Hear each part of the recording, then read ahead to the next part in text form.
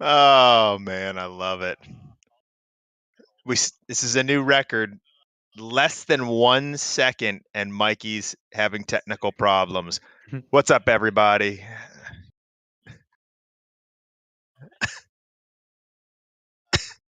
He's coming. He's coming. He's coming. Oh man, welcome everybody. What do we got here? I see God in chat, E-Man, Dirty Dan.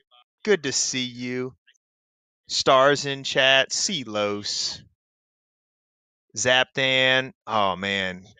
Zapdan, man, can't play you in poker. Can't do that. All right. He's back. He is back.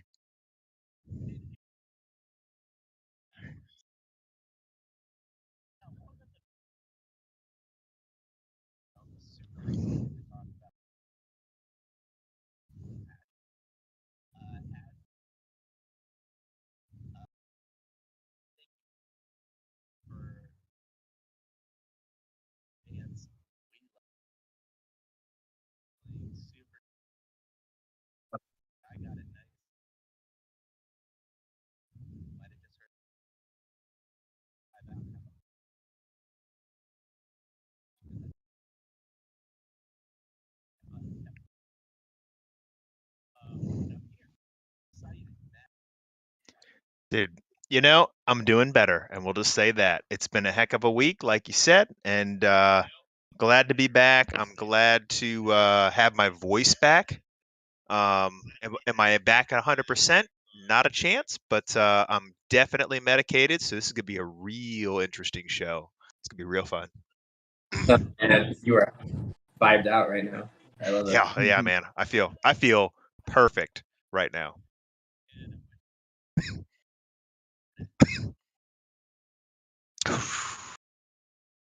Yeah. That could have been a little dicey.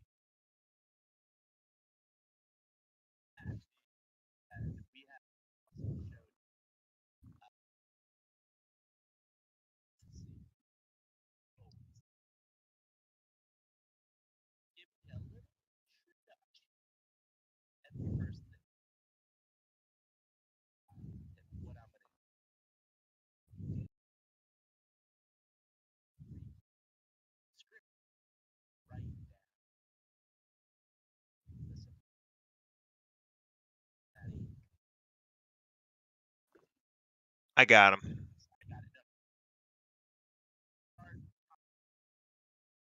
Okay. Yo.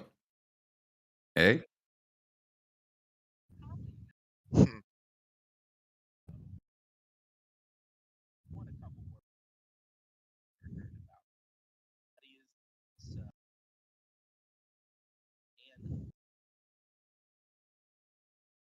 I'm doing great. Love the intro. How are you, man?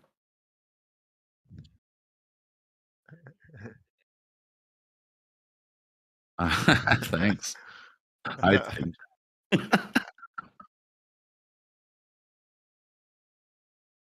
Hey, what's up, man?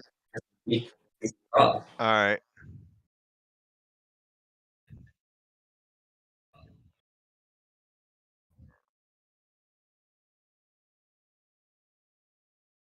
So Wait, that was Ryan. That was the other one. Guys, fun fact. Mikey, nobody hears you. Not a single person hears you. Oh my God. So you've been asking these questions. You've been asking these. I mean, it's in chat. They're being very clear in chat. What am I gonna tell you, man? Nobody can hear you. You look beautiful. Everybody sees the hair. They know you got the Pert Plus swirl going on.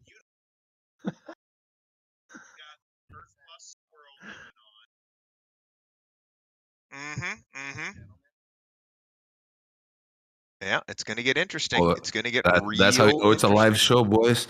Yeah. Oh yeah. No messing around here. Now? Can you hear me now? Let's Let me see. help. Nope. No? Nope. We can't hear you now. They said it's really hard to read your lips because the beard is just too sexy. Oh, So motherfucker. They said yes. They said yes. oh, Dude. okay, they got you. They They got you. Wait, Oh, my wait. gosh. You can hear me now. Yeah, apparently they can't hear you Jesus. now. You know what's funny? I shit you not. This is what I hate about Streamlabs. I did the exact same thing that I did 10 minutes ago. Have you ever had that happen to you, Zeus?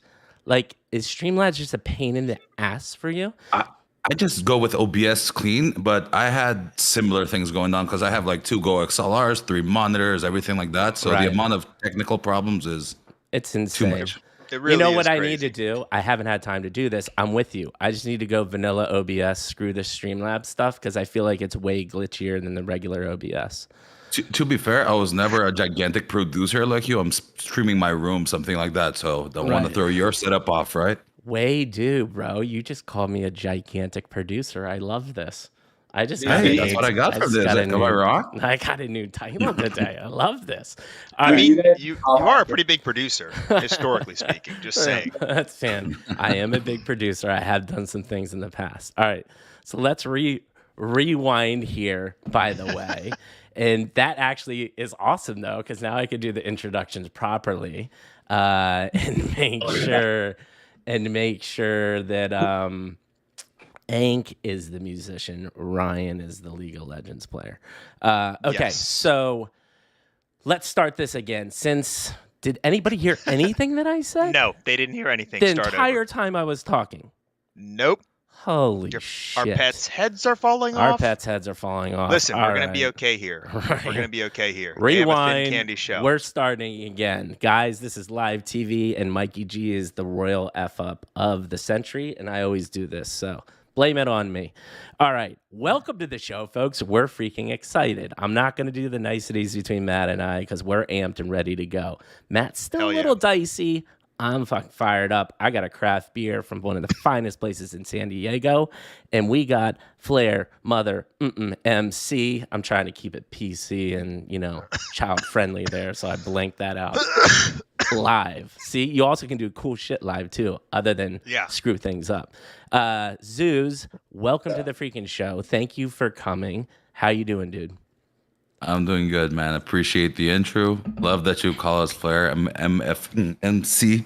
Just love that new title as well as we There start. it is. Oh, yeah. See, it's the same thing. I didn't have that double the. I don't know why I say MC. Well, it says Flare MC on your channel. It is. You're right in saying it's Flare MC. Okay. Okay. I'm going Flare MC. I'm gonna go with that because that's what I'm seeing on Twitter. But little did you guys know about Zeus. Zeus is a tattoo extraordinaire and loves freaking skydiving. We asked him to give a little tad bit because everyone knows that he's a badass CSGO player, won multi-world champs. You got a small following on Twitter and a small following on Twitch, right? So we wanted to bring out something extra so people got to know you a little bit more, and they're going to hear your story, so I'm excited about that. Next, we got our man, Ank. Ank, how you doing? Real quick thing about Ank before he says hi. Plays multiple instruments and is amazing at karaoke. I think Ank might be requested to write the Midlife Crisis intro, live theme song here in a little bit. He didn't know that. He just found that out because it came out of my mouth. Exactly. Instruments he plays, shit you not, 3 of my favorite instruments, guitar, piano, violin. He thought I was just buttering up, but I absolutely love all of those instruments. Welcome to the show, Ank. How you doing, man? I'm doing great. You forgot about my League of Legends part. That's Ryan. Oh, burn. Hey, listen. No, I'm excited to be here. Thanks for having me. Absolutely. I'm you can conversate. super pumped to have you. And last but not least, Ryan, welcome to the show. All right, Ryan, for real, has played over 5,000 hours of League of Legends, which is more Elder Scrolls Online that we played, and we streamed that shit. But Ryan, I think, said in his own words he still really sucks at the game, but I'm going to say he's probably better than average because sucks to him means he's not at the top 20% or 10%. But welcome to the show, Ryan. Super glad to have you here, man. Yeah, man. Thanks for having us. I'm really excited to just hang out with you guys. Yeah. For the next, God knows how long. I like how you're about to probably say the next hour, and I'm like, oh, yeah, we're just getting No, started. no. Of course not. Dude, chat's popping, Yeah. by the way. They're excited that we're here. They're excited that you're here. So what we're going to do is start back at the top. Thank you for dealing with the technical difficulties. This is actually golden, though, because this is just going to add to, we already have probably 35 clips of me just fucking the stream up multiple times. So we just got some more content for that highlight reel. It's fantastic. Zeus, we're going to start with you. World famous midlife crisis question. How did you get to the seat you're sitting in today, man? He seems like you have a pretty awesome story. Give us Star Wars episode 1, 2, and 3. Start when you're a baby in a crib, start high school, start college, wherever you want to go, man. Love to hear it. All right. So my story in life is pretty large, but I'll try to sum up some pieces and I'll let you dig into where you want, but I will give you a full version of it as well. I love it. That's what we're here for. I like to start off on the personal side. I consider myself kind of a citizen of the world, and I think that's a really good segue later on into crypto and NFTs. But why? Because I grew up in Orlando, Florida. I'm Brazilian by nature. So my dad is Portuguese, my mom is Brazilian, but I was born in Brazil, grew up in Orlando, Florida, moved back to Brazil at 15, did college, did that whole shenanigans here, majored in international relations, something pretty big in Brazil. I knew how to speak English. I'm like, all right, let's do something in that area, right? But moved back to the US later on, everything like that. But I've never had something in life other than gaming where I've always made friends from where everything happened to me. And so I like to say that I spent most of my life gaming. When you're talking about Ryan with 5,000 hours, I try to do that math in my head. I'm pretty sure I'm over like 25,000 hours already invested into CSGO. So when I'm not playing CSGO, how I get here is I just like to enjoy life. And I think that's the biggest theme you will get with Flare and who we are, what this company will mean to me, is that it's the sum of my passions, right? And my passions, as I said, started very young, at a very young age, playing arcades in the US. Oh, my mom has videos of me being pretty good at the game, doing everything a little bit differently, beating the older kids at the time. But it was truly just in Brazil that I started playing Counter-Strike. And as I said, I've invested much time into it. Getting here, I evolved in life. I always was pretty good at understanding how a business world worked. I worked for Warner Brothers. I worked in the licensing department for brands. And we were licensing Looney Tunes, doing things like that at the time. And at the same time, I was playing Counter-Strike, right? But I had to choose one or the other, and that's kind of been my life story. You guys were mentioning that before. Yeah. My dream was to do this for a living, and I was born too young. I was born too soon for it. That's the truth. Even though I got into it late, I think that I'm very lucky to have gotten into it. So kept doing life, had normal jobs, and just did it as a hobby on the side, and was really good at it. I was really talented at the game in itself. But more than all, my best friends came from this, and so ever since I was young, I always liked playing things with my friends. I was always wanting to be around people that I liked. And that was my main motivator in life, right? Had a lot of family issues, things like that growing up. So having friends by me really is what set me up to be in Counter-Strike. In Counter-Strike, the story, like I said, I'm not going to go full Darth Vader reveal story, but I did pretty well later on. I won, like, I think 13 world titles, played 27 grand finals, made it to the podium 54 times, and even won the CSGO major twice, which is our World Cup. Wow. So dude. Those are some impressive stats. I didn't want to lead with that, but I'm glad that you said that because that's pretty incredible, man. Jeez, Oh no, like I said, I'll jump around because my story isn't linear in any way because how things work. Please do. Yeah. That's how they got about, right? So even though I have the career and I enjoy doing it, that's just one facet to me. I always say that that's just one side to Zeus. As I said, how I got here, a lot of what led me to this seat is doing the things that I liked and love in life. So that started with gaming, but it moved to skydiving and moved to music and concerts with friends, bars, just enjoying myself, trying to live the most out of life. And even though it wasn't the ideal route that everyone would recommend for me traditionally, it was the way that I found myself happiest, right? And I found that me doing what made me happy tended to have a better result in my life as a whole, as a professional on the monetary side, as a person on the happier side, and on the relationship on the social side, because you don't want to work with people you don't like. You don't want to do your day to day with people you don't like. And that, I think, motivates me a lot to get to this seat where it's taking full control of my life has been kind of one of the models for myself, and one of the ways that I just like to do things, you know? Yeah. So in a very resumed form, those are my motivations to get here. And to my professional side, I'll let us go a little bit further into that. How I met my partners, I'll even let them go into that, because it's a really cool story for me, but they're gonna have their view. I want to let them talk a little too. Oh yeah, dude, I love it. And I since there's just, I want to go next to the intro stories real quick, but you said a couple things that I just wanted to follow up quick. And Sure. I appreciate how you talk about happiness and letting those things guide you, and making decisions off of that, and being happy makes you do your best work. Um, can you tell us real quick, what were some things, or anything throughout that path that made you realize that? Because it's not like, people project this idea of happiness and everyone chases it, and it's different for everyone else, right? So like, what in your life experiences made you realize, like, hey, this is my happy spot? And did you have to fall maybe a little bit to Oh, of figure that course. out? I mean, And just a couple tidbits to talk about that happiness theme would be interesting. Yeah. oh, of course. So, of course, I fell. I think everyone falls. That's how you get up. I was a coach as a professional, but I always had, not always, but I had to develop that mindset. How I truly realized that is this. I normally don't share this too much, but I have a lot of anxiety. So it wasn't always normal growing up and like dealing with your thoughts.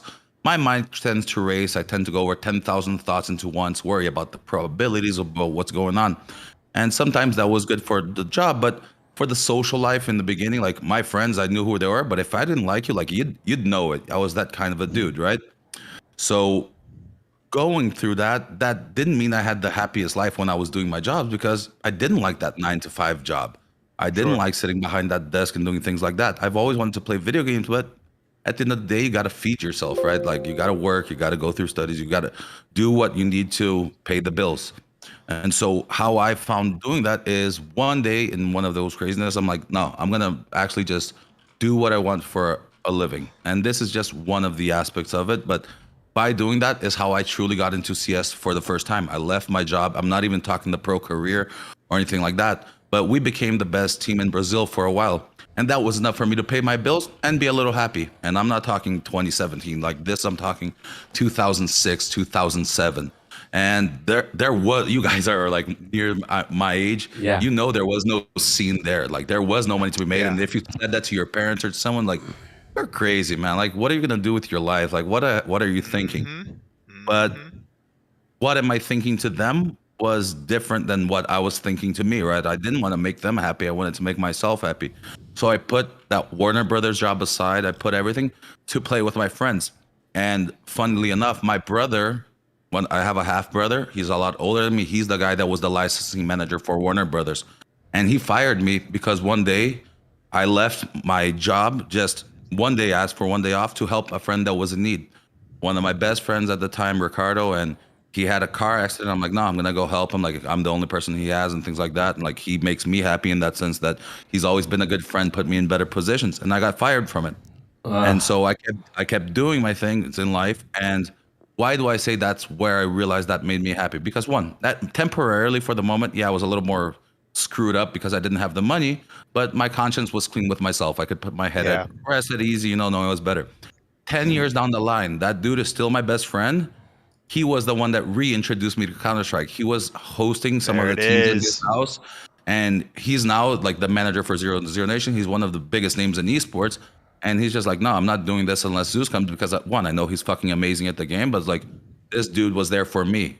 I'm going to be there for him. And so why I say that I like to do what makes me happy, because life has a way, to me at least, of always turning around and you getting to where you need to be. Sometimes you don't realize it now, but if you're doing things that you can put your head in the pillow and sleep easy, knowing you're doing the right thing for you and the right decision, that's always worked out best for me. Be it relationships with girlfriends, be it with friends, be it jobs, be it everything. So, like I said, it's just one of the facets that got me there, but it's No, one it's of the key fantastic. parts to me, you know?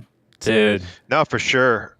For So, sure. go ahead, I mean, Maddie. yeah, I was gonna say. So, do you ever hear that quote from Jim Carrey when he's he's talking about his father and how he got laid off as I think it was an accountant.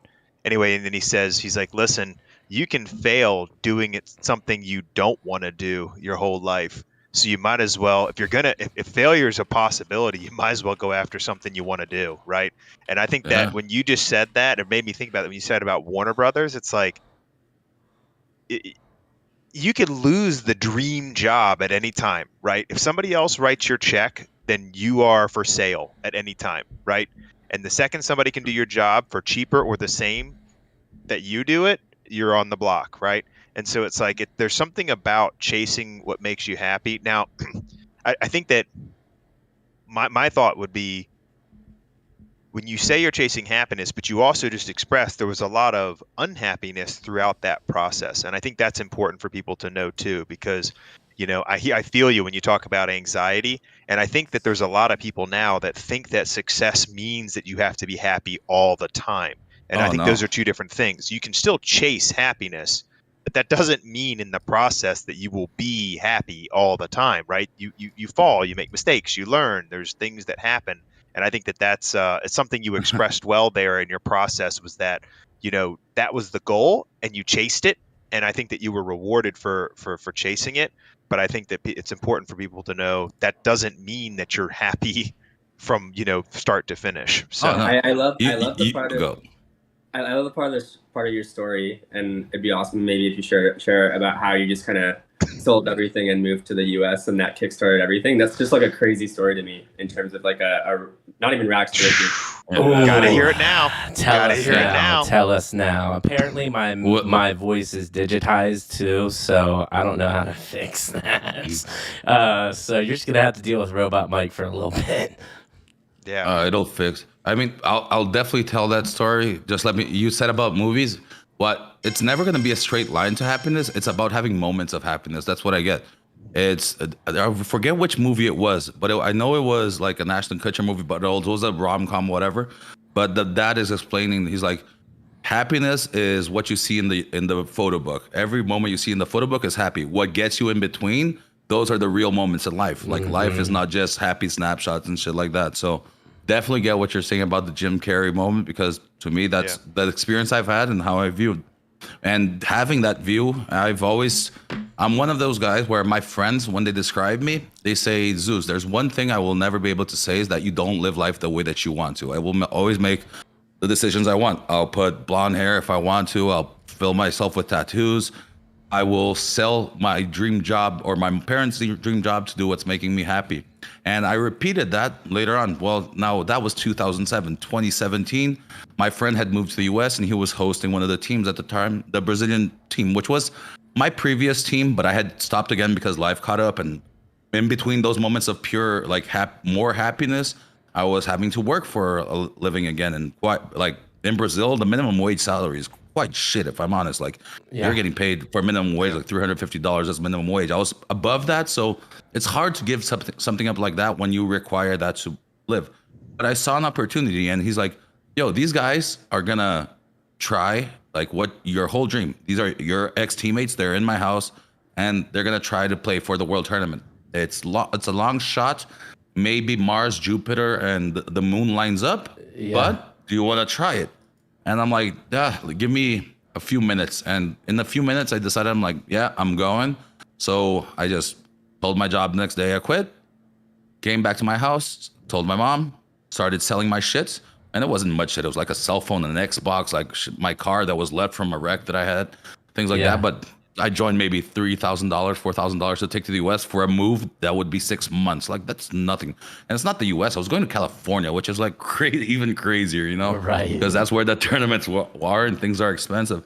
But we did it. And my friend that I had helped back then helped me, just like, no, he's coming and he's going to take care of the team because He's good. He fucking knows what he's doing and shit like that.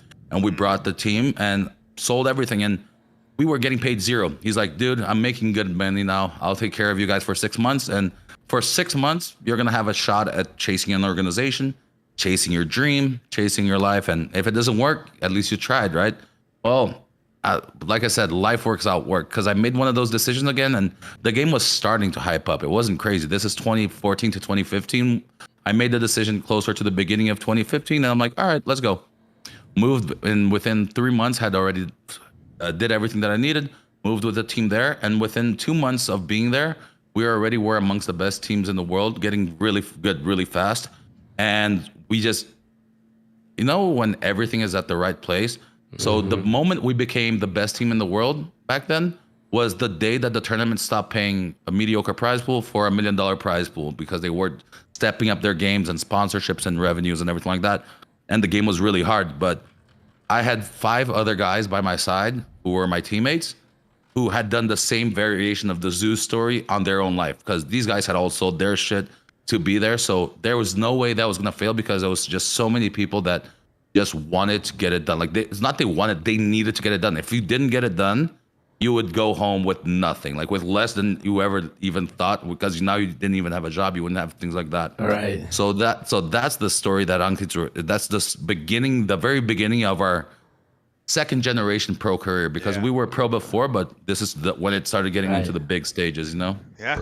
Bro. Cortez burned the ships, man. Cortez burned the ship. That's what you got to do. Sometimes you just got to say, nope, there is no other option but forward. You laid it on the line. And Zeus, what you I love also did by telling us that story is, you don't realize this, but me and you just became best friends as well, because we think the same way, and I cannot wait to start growing a relationship together, especially in this Web3 space, man. You got your head on straight.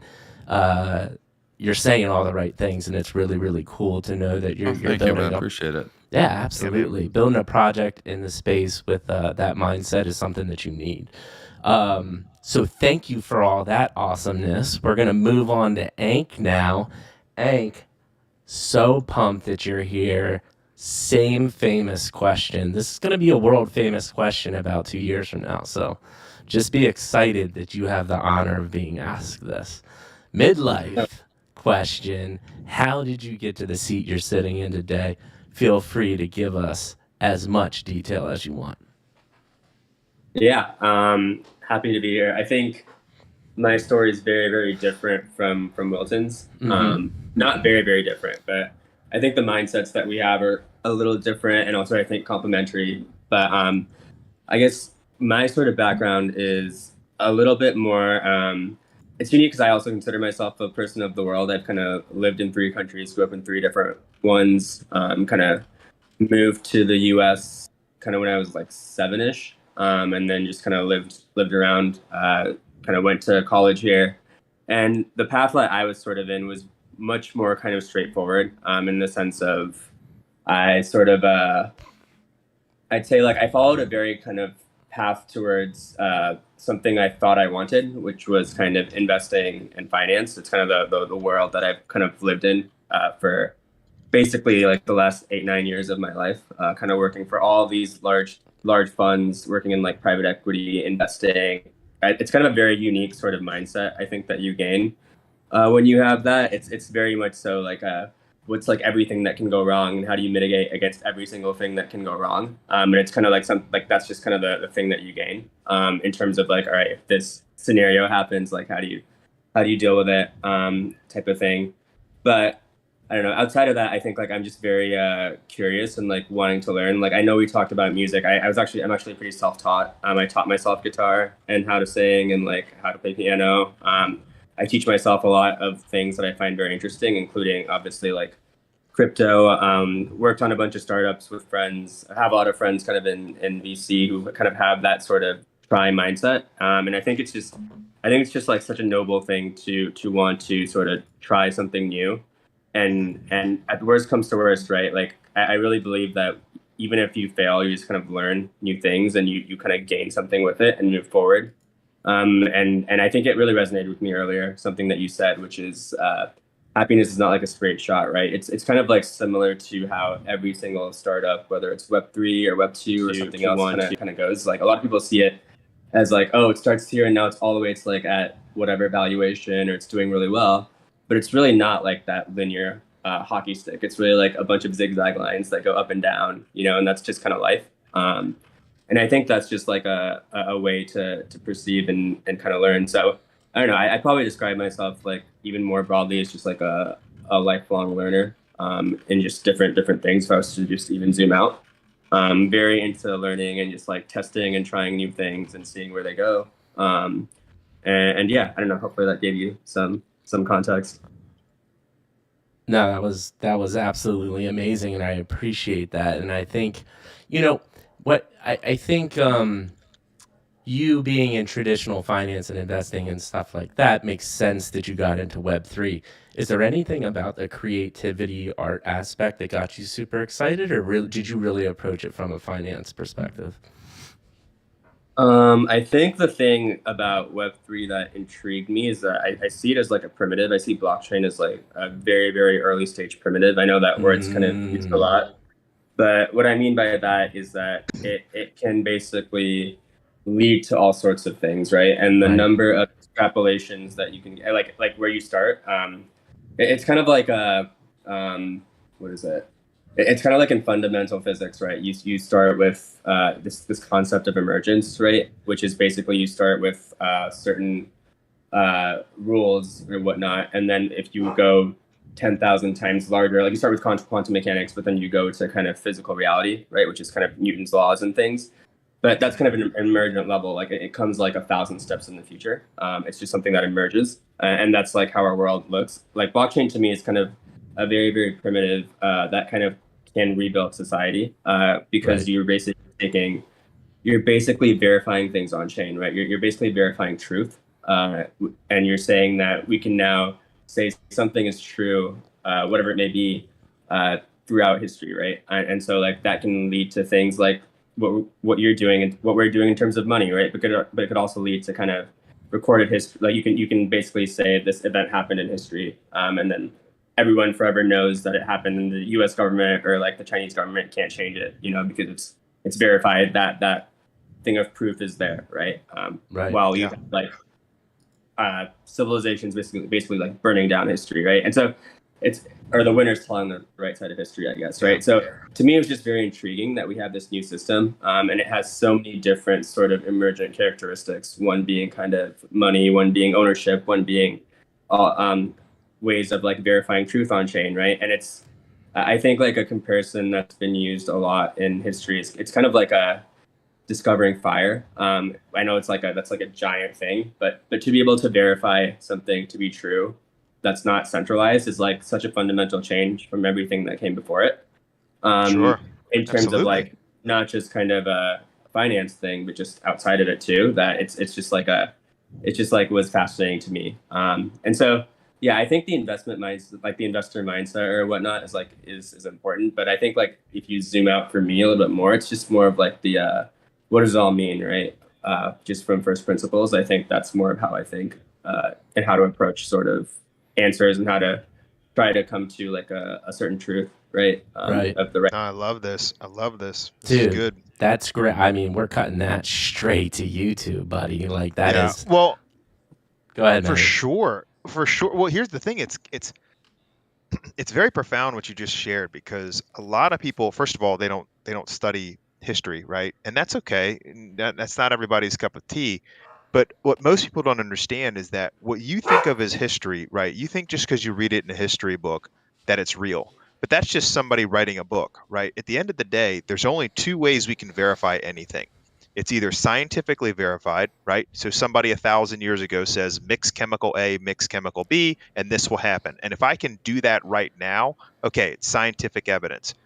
But other than that, the only other thing we have is documentation, which is all editorials. It's all narrative. It's a person saying this happened. Well, listen to two people talk about a car accident, and now you'll know how good that is, right? So what we do is we say, well, if enough people said it's true, then it's likely to be true, right? So how do we know that Caesar existed? Well, because people wrote about Caesar, and a lot of people wrote about Caesar. So we take that overwhelming evidence and say it's likely that Caesar existed. But let's not make a mistake. It is a probability that the Caesar we think existed could have been different. Who wrote those texts is how we got that information. And what you just shared is profound, because what blockchain does, and a lot of people don't realize, is it mixes those two things. It is a verifiable evidence that this is what occurred at a time in history precisely. And it's objective and it has nothing to do about what somebody said. And that is massive, because moving forward, we've now created a new form of evidence that we look back at historically that can truly be verified. And again, that's a little bit of nerdery, but like if you think about the fact there is now more evidence that you bought your NFT than there is that Genghis Khan existed. Do you see what I'm saying? Right. And that's kind of cool. Putting it another way too, right? Like you start with, I mean, like you have writing. I guess it was oral speech first for human societies, right? Yeah. Or even like monkey tribes, whatever. It was oral speech. And then obviously like that. You play a game of telephone century after century, that narrative changes, right? And whatever Exactly. sort of the best that goes. Then like writing was like the big evolution after that, right? And writing is basically like a written form of storage, but you put that on paper, someone could change it, right? Even today on the internet, right? Like as you were saying, different people can have different opinions or change it again. It's Wikipedia. Validate it. Yeah. Whatever that experience was. And then now you have this next iteration after writing, which is really like the verifying on chain, right? And it goes far deeper than just NFTs or kind of crypto or whatever else, right? It goes it goes literally like in the fabric of how we can come to, right? And so like I think that's something that realize yet, but I think they will. Because it's fantastic, man. I love it. Thanks for even, honestly, I never even really thought about that. And that's like such a cool way to think about it. Like really, when you think about what the tech is doing, it really is going to change the way we do a lot of things. It's amazing. Dude, and Ank, which you don't just realize, is you and Maddie became best friends, because I haven't seen him that fired up about talking specifics of blockchain in a while. So that is fantastic that you gave that point of view. So now, dude, I appreciate it. And I think now you guys are understanding a little bit as why we ask this question and do the beginning talk, because it just brings out really natural, organic, interesting things like this. And this is so important for your audience, our audience, and honestly the Web3 as a whole, to understand why we're getting into this and just the different backgrounds, the type of people. And I think you're now getting a sense for, I am by far the more comical, jovial person, and Matt is just constantly analyzing and figuring out how life works. I'm just more like, ride the wave and enjoy the life part.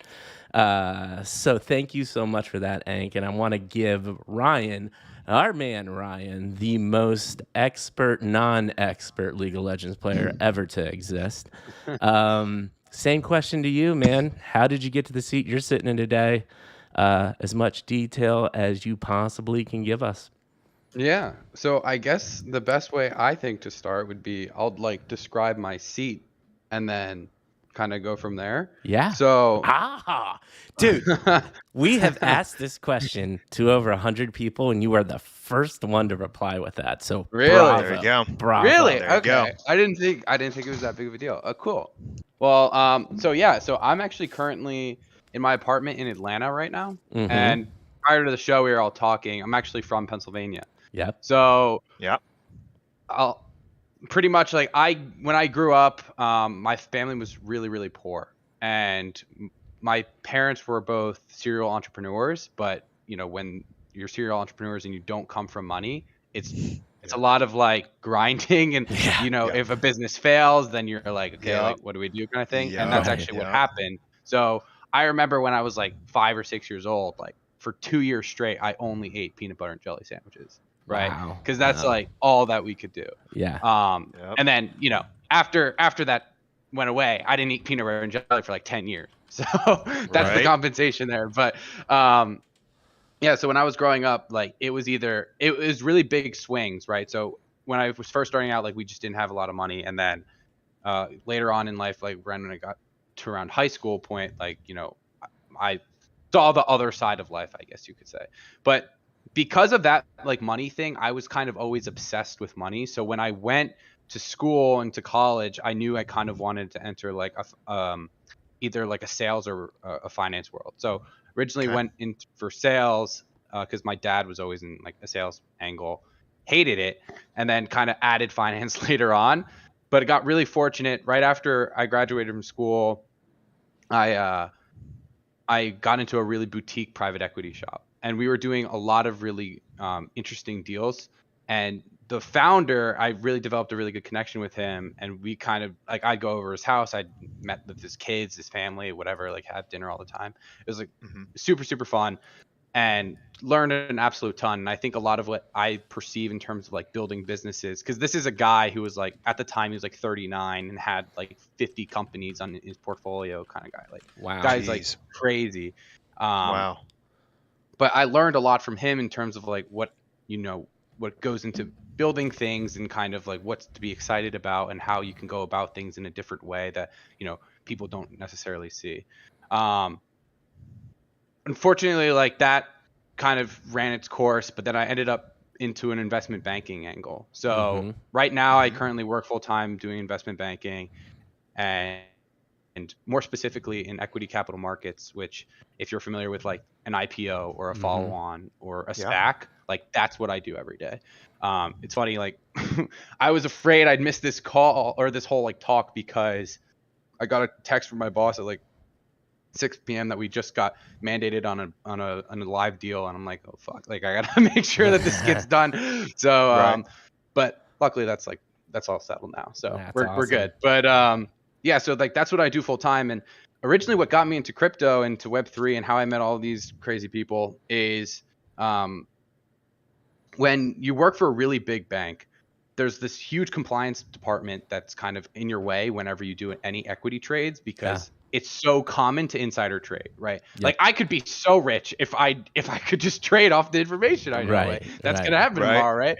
But obviously like that's super illegal. So but I always liked trading stocks. I was always like a very much like a numbers guy, and I like looking at like financial instruments and stuff like that. But I ended up going into crypto because it's unregulated and compliance can't touch me there, and they can't look at my Binance. Like they don't even know what Pancake Swap is. Like, of course I'm gonna buy some shit coins, right? So absolutely. This is great. So you're speaking my language. You're speaking my language. So they don't need to know. Exactly. Like and it's the equivalent of a shit coin in NFTs. Dude. What's it, dude? Oh my god. Dude, go to page 100 of OpenSea. Yeah. 98% of NFTs are shitcoins. Yeah. That's the reality. That's unfortunate, but it is what it is.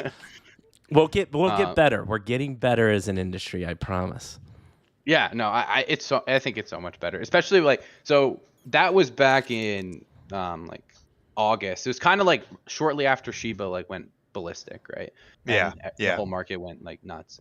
And at that point I was just like seeing like my absolute moron of a friend like make so much money off these pump and dumps on BSC that I got so jealous. And I'm like, if this guy can do it, I am definitely going to make money, right? Like, of course, right?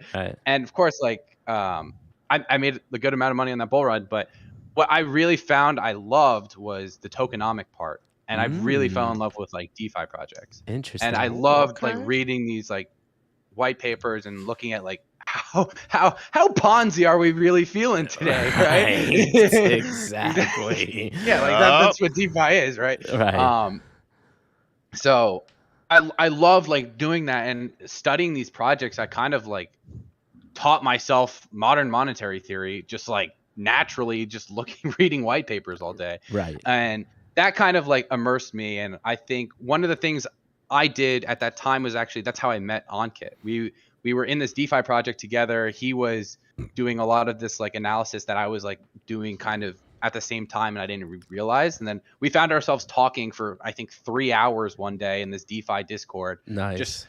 And then kind of like hit it off from there. Yeah, I love it. But we had similar backgrounds, and But since then, I saw all these people that were just well, first of all, they didn't read the white paper. So they didn't know what the project was. Exactly. They're just like buying these things because like the name sounds cool, or because pictures. the guy with exactly. Yeah. The guy with 100K on Twitter told you to, or whatever. Mhm. It's how I buy craft beer. If the can's cool, I'm getting it. Yep. Yeah, No, I get you. Yeah. So That's what NFTs are, craft beer. Yeah. Hey, look, I'm wearing a Kegplex t-shirt. It's literally a craft beer NFT. There you go. Okay, so keep on going. Your DeFi talk 3 hours, and then you were saying something next. Yeah. So, but in that group and in that like project that ended up like blowing up in a bad way, met a bunch of cool people, and we ended up starting this alpha group, and that's actually indirectly how I met Wilton. But to come back to how I got into this seat, it was actually the most spontaneous decision. I remember talking to my now boss when I was like, he's like, okay, we have a headquarters in Atlanta and we have a headquarters in New York. Where do you want to go? Well, my entire family's from New York, and I go to like when my mom would say, oh, we're going to dinner in the city. I'm 45 from Philly, but I knew she meant we're driving 2.5 hours to New York City, right? Like that's the city to me. Yeah. So I was like, I kind of want to change the pace. I've never been to Atlanta, but like, fuck it. Like, why not? Yeah. And then on my move down, or while I was looking for apartments, I was in Discord because I played so many video games. And when I was in college and like afterwards, and like League of Legends, like I played a ton of Civilization 5. I played a ton of RuneScape. I played a ton of, but I was in the call with one of my friends in Discord, and I'm like, "Hey guys, like, who wants to move to Atlanta with me?" Haha. And like two of my best friends from elementary school are like, "Yeah, okay." So now I'm living in an apartment with two of my best friends from Philly, and it was just like the craziest thing. So that's like, how I got here. Sounds like you guys got to start a podcast, like. We do, or a reality show, or a reality show. Both of these could be effective. Yeah, we'll host the whole thing because we're lifelong friends as well, and then we'll just bring it to you by Midlife Crisis. I love it. I love it. You said some really interesting things there. And one of the things that I want to go down, because we don't have this opportunity, and someone like you that is geeking out over white paper and tokenomics, can you describe, because as this space gets sophisticated, right, and we've had things like Wolfgame, but we've also had a lot of really shitty products selling you on this false hope of a token, which was a Ponzi scheme, right? So can you help our audience and anyone that is to stumble upon this video in the future, and we will cut this for future use, your version of what to look for when someone in an NFT project says they're creating a token? What are red flags on don't buy this based off token because it's bullshit?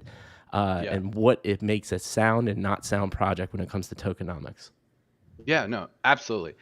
I think the one question that will either destroy the project founder or really sell it is, it's really simple. It's like, what value are you actually generating? Okay. That's literally the only question you need to know the answer to, because most of these projects in DeFi or anything, all they're doing is slowly skimming fees like over and over again off the top, but they're not actually doing anything. They're not using that money to start a business. They're not using that money to invest it in something. They're not using that money in any other way. All they're doing is they're just, our treasury is going to be so full of DAI and maybe some ETH or Bitcoin or whatever, right? Like when I see that their treasury is being allocated in a certain way where all they're doing is just holding value, I know the only thing that's going to impact the price is additional liquidity entering.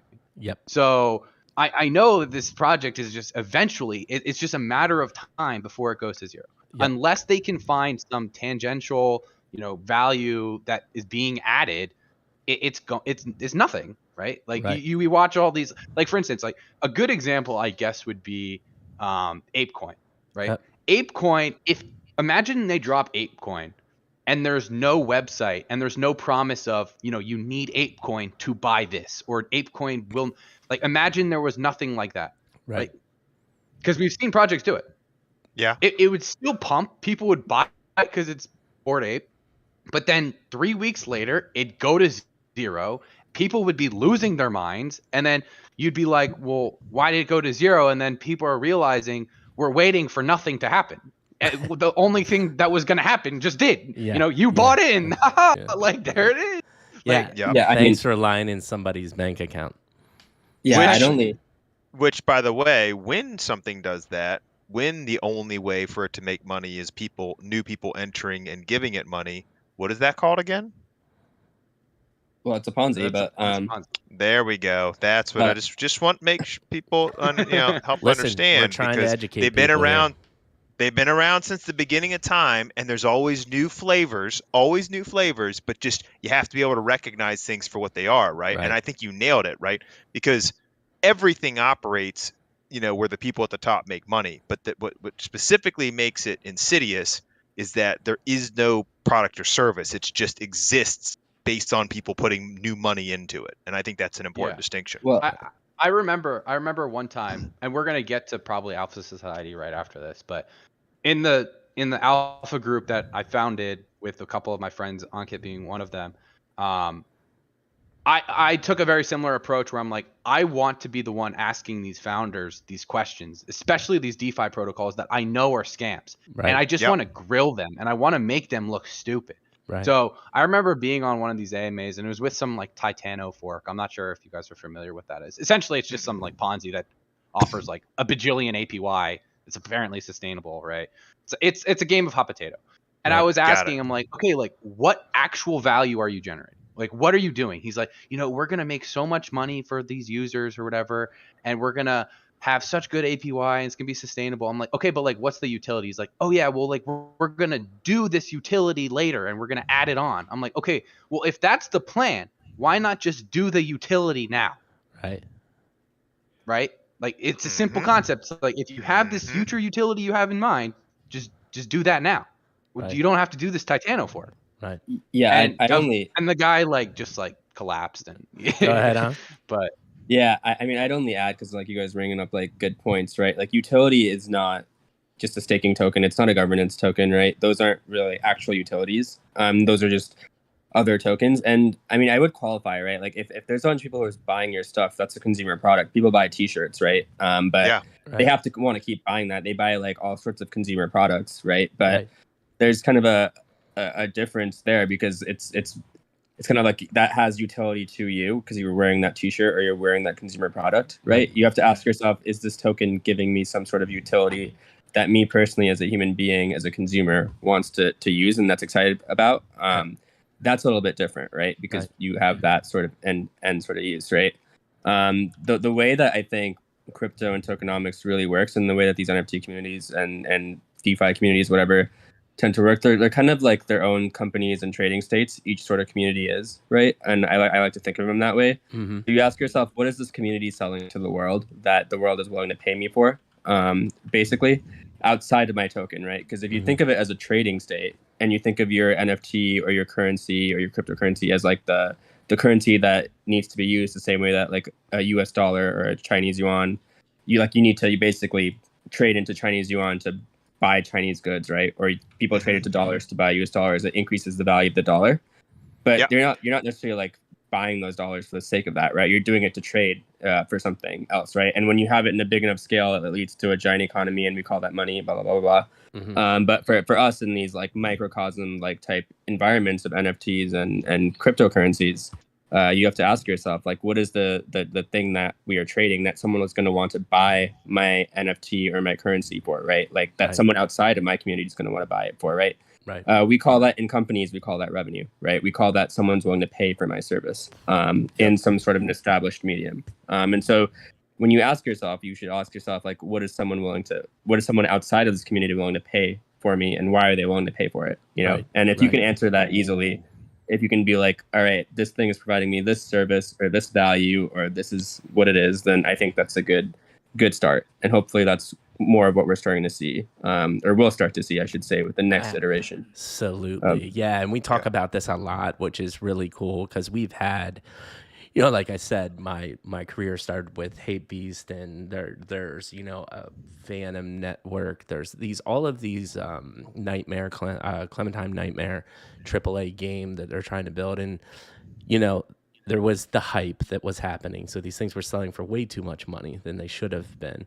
But it's going to be really interesting to see, because I think we've got this winter going on. And as crypto starts beginning to pump back up, you're going to be seeing these bigger projects actually come out with their utility, because what the space also doesn't realize is it takes time to build good, big things, right? Yeah. So they're all getting shit on right now. But I talked to Dex, one of the co-founders of Phantom Network, which was an insanely hyped project, right? What they're building right now is absurd. No one knows the details. I have a relationship with him, so I do. But it takes time, man. It takes a lot of time. Hate Beast, the same thing. Dude, they have a full-blown company. They're building a fashion brand, but you can't have a Supreme collab out the gate, people. That's just not how life works. Yeah. The fact that we're a Web3 space does not mean that everything in this world is Web3. 99.9% of the world still operates like normal, right? And that just expectations are unrealistic. Great conversation, guys. I really, really appreciate it. Yeah. And I just add to that, right? It's kind of like I think the general founder story is just that you bleed and bleed and bleed a little bit kind of every day, every year. And then at some point in the future, if society is willing to pay you for your product or service, you get some sort of a giant payday like 5 years or 10 years from now, right? Yeah. Even if you're doing kind of round after round, you're either like reinvesting all of that money back into the business or you're kind of raising rounds to grow or expand if you're doing the right type of kind of giant vision or whatever, right? And it's not really kind of a real payout for anyone involved for years a lot of times, right? If not like the failure risk that kind of is always there through that point. So it's just something to just kind of, this is not new. This has happened it's new to Web3. It's just kind of a thing because it's hard to create things. It's not easy. It takes a lot of failures and it takes a lot of things. And then eventually, again, it's not like that linear hockey stick line. It's a little bit of up, a little bit of down, a little bit up. And over time, it just trends a little higher. And so... Yeah. Well, and you said, right, you bleed. Some people exsanguinate. You know what I mean? That's just what happens. You know what I mean? Sometimes you don't make it. And that's part of it. That's also part of the environment, right? So yeah, you got to set yourself up for success. But yeah, and I'm excited to hear your answers, by the way, to the questions that you posed that people should be asking about your project. So that's going to be good. It's pretty cool. I'm excited. So with that being said, listen, man, Zeus, you said you're a talker, and your boys just put you under the rug there, man. When they start on this crypto and this business side, I get fascinated. I'm also a good listener. For me to talk so much, I have to listen. And these guys, that's why I love my founders. No joke. I'm so blessed because I keep finding the right people to have by my side. As Ankit mentioned in the beginning, we complement each other very well. I understand some of these things, but the way they elucidate, I feel like a child sometimes just listening, because it's amazing understanding that not only do we have the full-on vision for what we want to do, they have the experience and the know-how from their wins and from their losses to figure out the best case scenarios of how to make it work from their different side of life way, right? And I think that's amazing. No, it's awesome. So since Anka and Ryan, and is it Anka, or what have you been saying, Ryan? Because I'm definitely butchering the Ank thing. His name's Ankit. Ankit. So that's where the Ank comes from. Like, he stole the rye from me. So he's the most uncreative person ever. Because for like the first 3 months I knew him, he had no Discord profile picture. And if you look at my Discord profile picture, it's like the thonk emoji. It's like the, you know what I'm talking about when I say the thonk emoji? It's just like a stupid looking guy thinking, right? He Googles thonk and takes like the second one. You know what I mean? So then he makes that his thing. Then my name's Rick, because it's like RY is like the rye, and then my last name starts with K. Right? So it's not creative. Of course he goes Onk, because it's like, why not, right? But That's Well, fantastic. I was doing that to troll you, just so you know. Well, yeah, but it's been like 8 months, bro. Like, Oh, you're clearly still It triggered. just So happened. like I can tell. So like it's working still. You continue to be triggered. Yeah, dude. Oh, gee. I think Hawk's got the upper hand here because he has trolled you No, successfully. he does. It's just That's fantastic. So back That's to so you. good. Back to you, Zeus. I'll let you start off with the story because amazing. Definitely different parts of the world, different backgrounds, different stories, but you all are here and you are launching in a Web3 project together. So I think it's two-part for you though, because we didn't get to your Web3 part. Can you start off with how you personally got into Web3, from being into esports, and then from the intro into Web3, how did you meet these fellas and decide, you know what, this is it. I'm figuring out esports, Web3. This is what I want to do. Sure. And actually, So- hold on, Yeah, Zeus, go. before you Please. answer this, because I have a question that won't fit in later, and so I need to talk to you about it while we're still talking about your gaming background. Oh, And anyone can feel free to chime in on this, but my first question is this. Why have I been convinced to buy a gaming chair? Because, bro, my Dude. back hurts. My spinal cord's busted up. I had to buy a special pillow to sit on. dude, Everything I was told about these things is wrong. dude, I'm so glad So you brought that what up. the hell is happening got rid with of these mine. gaming chairs? Mike threw his out. He lit his on fire. They're the worst right? things I've ever bought, bro. I don't understand. I'm not there are comfortable. good ones This out there. pillow never is Oh. where I need it to be. I can see by the Can model you of help me yours. as a pro world famous gamer? What's the deal? The deal with if you can check mine, I have one that was sponsored, but my actual one is more I know. of a. I noticed you're not Yeah, sitting in it's it. an office chair that's Oh my comfortable office, and yeah. ergonomic. Can we just acknowledge this as a Branding. community, folks? Everybody, You a fell for it. world famous champion World Cup player gamer is not using these shitty so freaking good. gaming chairs. So Either So you have to I go just high want end y'all or to it doesn't know. work. Yeah, it's anyway. so What do good. you It's sit? pure What kind branding. of chair are you using? I need to write this down. Mine is a gamer one, but it's the Herman Miller Logitech one. So Okay. it's a bit on the higher end side. I more was gonna say, expensive so than it's the $8 entry billion. ones. Okay. Yeah. It was quite a few bucks to get it in, but it's worth it. Like I spend my life sitting down for gaming. I Right? used to a lot more, but come on. Like I Yeah. think that was the idea behind your chair as well. Yeah. You're Dude, like I said, don't know, man. I'm pretty sure I have scoliosis. So I'm hurt, man. I'm like stretching and moving. I mean, it's That's It a I'm like, doesn't- why am I disaster, working? bro? So anyway, The lower back is the worst part on those. right? It just hurts. Man. Anyway, it had to be addressed, and I figured you were the perfect person to answer it. Glad you got it out. I'm no longer Dude. sponsored by any chair, so I can just say it. Before I'd say like, oh, I have to love this. No, I don't. It's like, Dude, I love I get it. you. Zeus, I shit you not. This is a slight tangent too. I bought this son of a bitch, this gaming chair last August. And it was an ongoing joke on stream that I had to get a butt cushion because my tailbone hurt so bad. Well, I'm still a larger human being, and I started Pelotoning, and I'm thinking, oh, it's got to be the Peloton chair.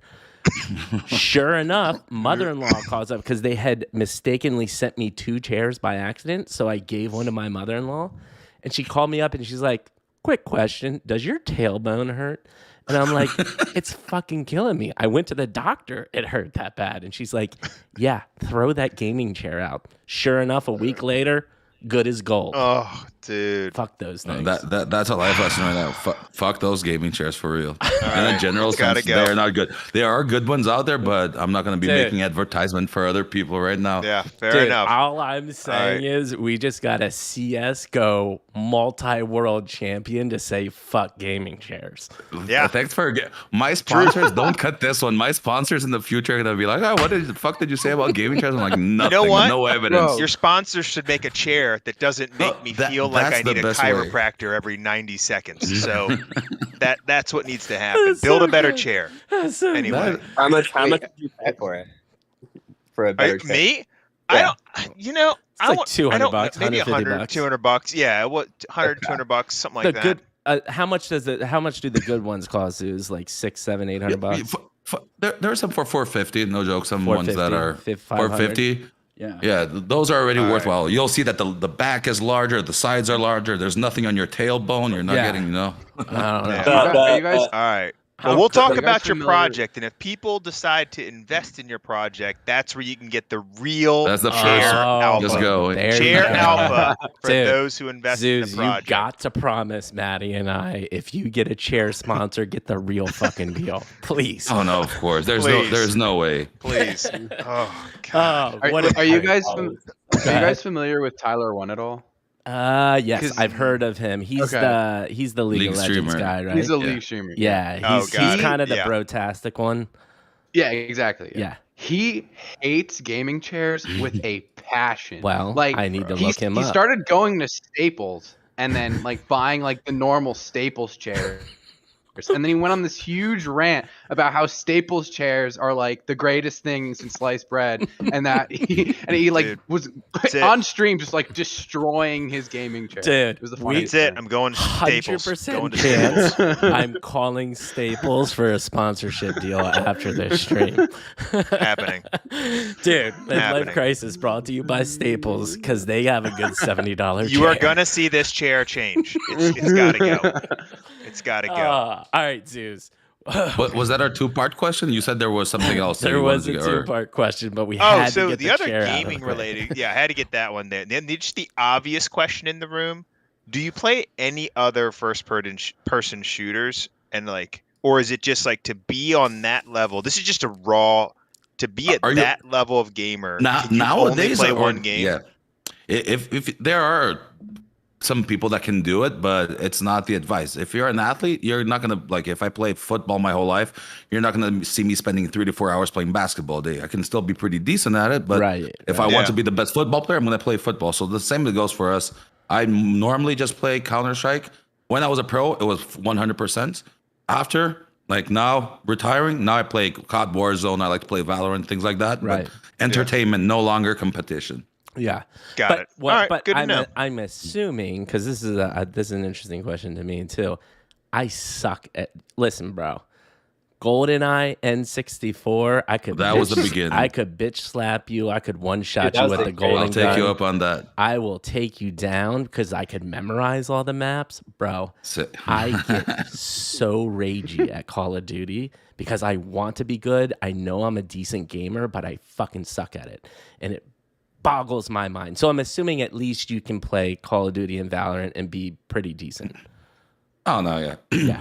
I'm not gonna be like Ryan here and said like, oh, I have 5,000 hours and I suck. No, I'm really good at the other games. I'm not the top 0.1%, but I'm still better than 99.9%. I love it. I love it. I love figured. it. I figured. All Cool. right, All right. so That's I had to now- get out of my system. Now we can talk No, Web3. Yeah, Thank you. Your question was my Web3 side, right? Yeah, so now my two-part question is, one, how did you get into Web3? And then two, how did you meet these two amazing humans? And how did you decide this is it? I want to start a project with them and make some magic. So for this, I need to get a little into my career, but Yeah. how I got into crypto is pretty straightforward. 2016, as we were making money, but crypto was a way to transfer things. We were Brazilians moving to the US, getting American visas. We have like athlete visas, but before you can get paid an athlete in in a visa there, you have to get it gone. And by the consulate, it's pretty gruesome project, or it used to be in the beginning because we were some of the first gamers to be considered athletes, right? So there was a lot of back and forth between the governments, and crypto was just a way to, hey, I can get paid my salary while these bureaucratic parts are getting done and necessary means. So that's how I got into it. 2016, I was getting paid in crypto in some organizations. So I understood about the coin, just the value, but I never went really deep into it. I went deep into it in 2020 when I had a hunch about Dogecoin, and it wasn't on the meme. I just understood social media and influencers from my business side. I'm like, I can imagine that this shit's gonna skyrocket from us. I didn't see the side of it, but fucking Coinbase destroyed me because I'm Brazilian in the end, and I needed a US thing, and I was sponsored by Coinbase. My team was sponsored by them, and I couldn't deposit. And I swear What? it wasn't, and I couldn't deposit because no, we need your American ID. I'm like, I have a Brazilian passport. That's how I signed up for Coinbase. You change your terms of service. I can't log into it, blah, blah, blah. Dude. And I saw in a 2-day window, my $10,000 investment that would have been close to $200,000 become nothing because I didn't get to invest it. So I just stayed as 10,000 fiat. And I'm like, okay, fuck this. One, I have an understanding of what's going on, at least on the meme side of things. Right. But I got really frustrated, understood how to deposit. And that's when, coincidentally, we were getting closer to the pandemic and things were starting to go into that side when I was doing it. And that's when I got a little bit deeper down to the rabbit hole. I had more time at home. I was no longer traveling every single day for tournaments. Right. Going a step back again, I had the dream job. And my love of the life has been Counter-Strike. I love playing this. Yeah. But to everything, there's going to be pros and cons. And as much as I loved, I got paid well. I had the internet fame. I got to win world titles for my country and for North America. I got to like represent 2 continents, got to meet over 50 different cultures. I think I went to 50 countries, like got 3 passports completely filled out from the amount of travel. So I was having a really good life, but that's exhausting. That really takes a toll on you, right? Right. To the point where I'll even jump forward to a story that I'm sure you'll ask. I had a heart attack this year where I nearly passed away just from the stress, and I'm 34, but I had like 95% of a clock just from stress, from bad eating at hotels, from all that thing. So Dang. life was taking its toll on me. And don't get like, I hope this doesn't sound really too cocky. I always try to say this everywhere, but I was really fucking good at my job. Not just the competitive side, but understanding the business and helping build. Sure. This chair that you see next to me, like Team Liquid, Evil Geniuses, MIBR, I know all LG. Those teams are some of the household names now, and they weren't always like this. And I helped build that brand as well. Yeah. I don't take full credit, but I helped build. I was there, and even in Liquid, I got equity for it. So they really valued me in there, and I was helping build it. When I joined Liquid, they were 29th in the world. Left them as the #2 team throughout all time until then, like something North America had never done in Counter-Strike. But these are all Counter-Strike teams, right? Yeah, these are all multi-gaming organizations with a Counter-Strike team. Okay. I led their Counter-Strike team, but I was even asked to do consulting for their other team. So for Team Liquid, I did consulting for some of the League of Legends, mostly for Dota, for even before their TI win, which is like the most notorious event in another game. I was getting consulting done for everything that I was doing for the brand building. For MIBR, again, I'm not going to take full credit for this or even close to it, but we became the most popular team in the world. You don't do that by only being good. Yes, by being good it helps, but you have to know how to tell your story, how to have your players be there, what they're going to say about themselves, how they're going to present themselves in front of a camera, how are they going to be seen towards the world, how do they treat their fans. And I understood that in our market, we were outpacing sports by miles, because traditional sports, when we were playing Turner and Turner at TNT Studios in Atlanta, they even said like, these games are going down, you guys are coming up, that's why we're putting you in our studio. And I started looking deeper into that, and that's the connection that our players can have to their communities. They look directly in someone's eye. They have a shot, like you guys are doing a podcast here, you guys have Twitch chat, you are talking to your direct audience, you have YouTube chat, you're talking to your community. So when is a traditional superstar athlete going to do that? Seldom, if ever. And some people do that all the time because you'd be competing and you'd stream extra. Yeah. So you'd still have contact when you're at events, these meet and greets. For us, most of the guys that I know, there's douches everywhere, if I'm frank, but most of us knew we're lucky to be playing a video game and be like have recognition for it and be making money. So we always try to be the most down to earth people that we could. We talk to everyone, never try to deny anyone, at least from my teams. And I saw that the world started seeing us like this, as these genuine guys who knew they were good at video games. And like, even though everyone thought they were famous, like they have fame by consequence. It's a result. It's not what we were shooting for. And so how do I tie that back into crypto? So I helped build 5 organizations into the #1 spot in the world. Team Liquid was one of my best jobs, and that's a technicality because I only stayed in top 1 for 1 week. With everyone else, so it was weeks, months, or even years. And so I helped build all these organizations, and I loved my previous employers. I got to have some really good relationships with some higher end people that I never imagined possible, that some people that treated it well. But at the end of the day, I was growing a business for someone else. It wasn't for myself.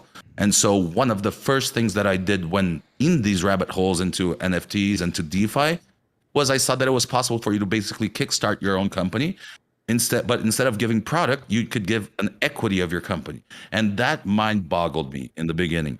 So I always had that in the back of my head. I thought it was cool, but I never went too deep into it. And that leads into my story of how I met my partners.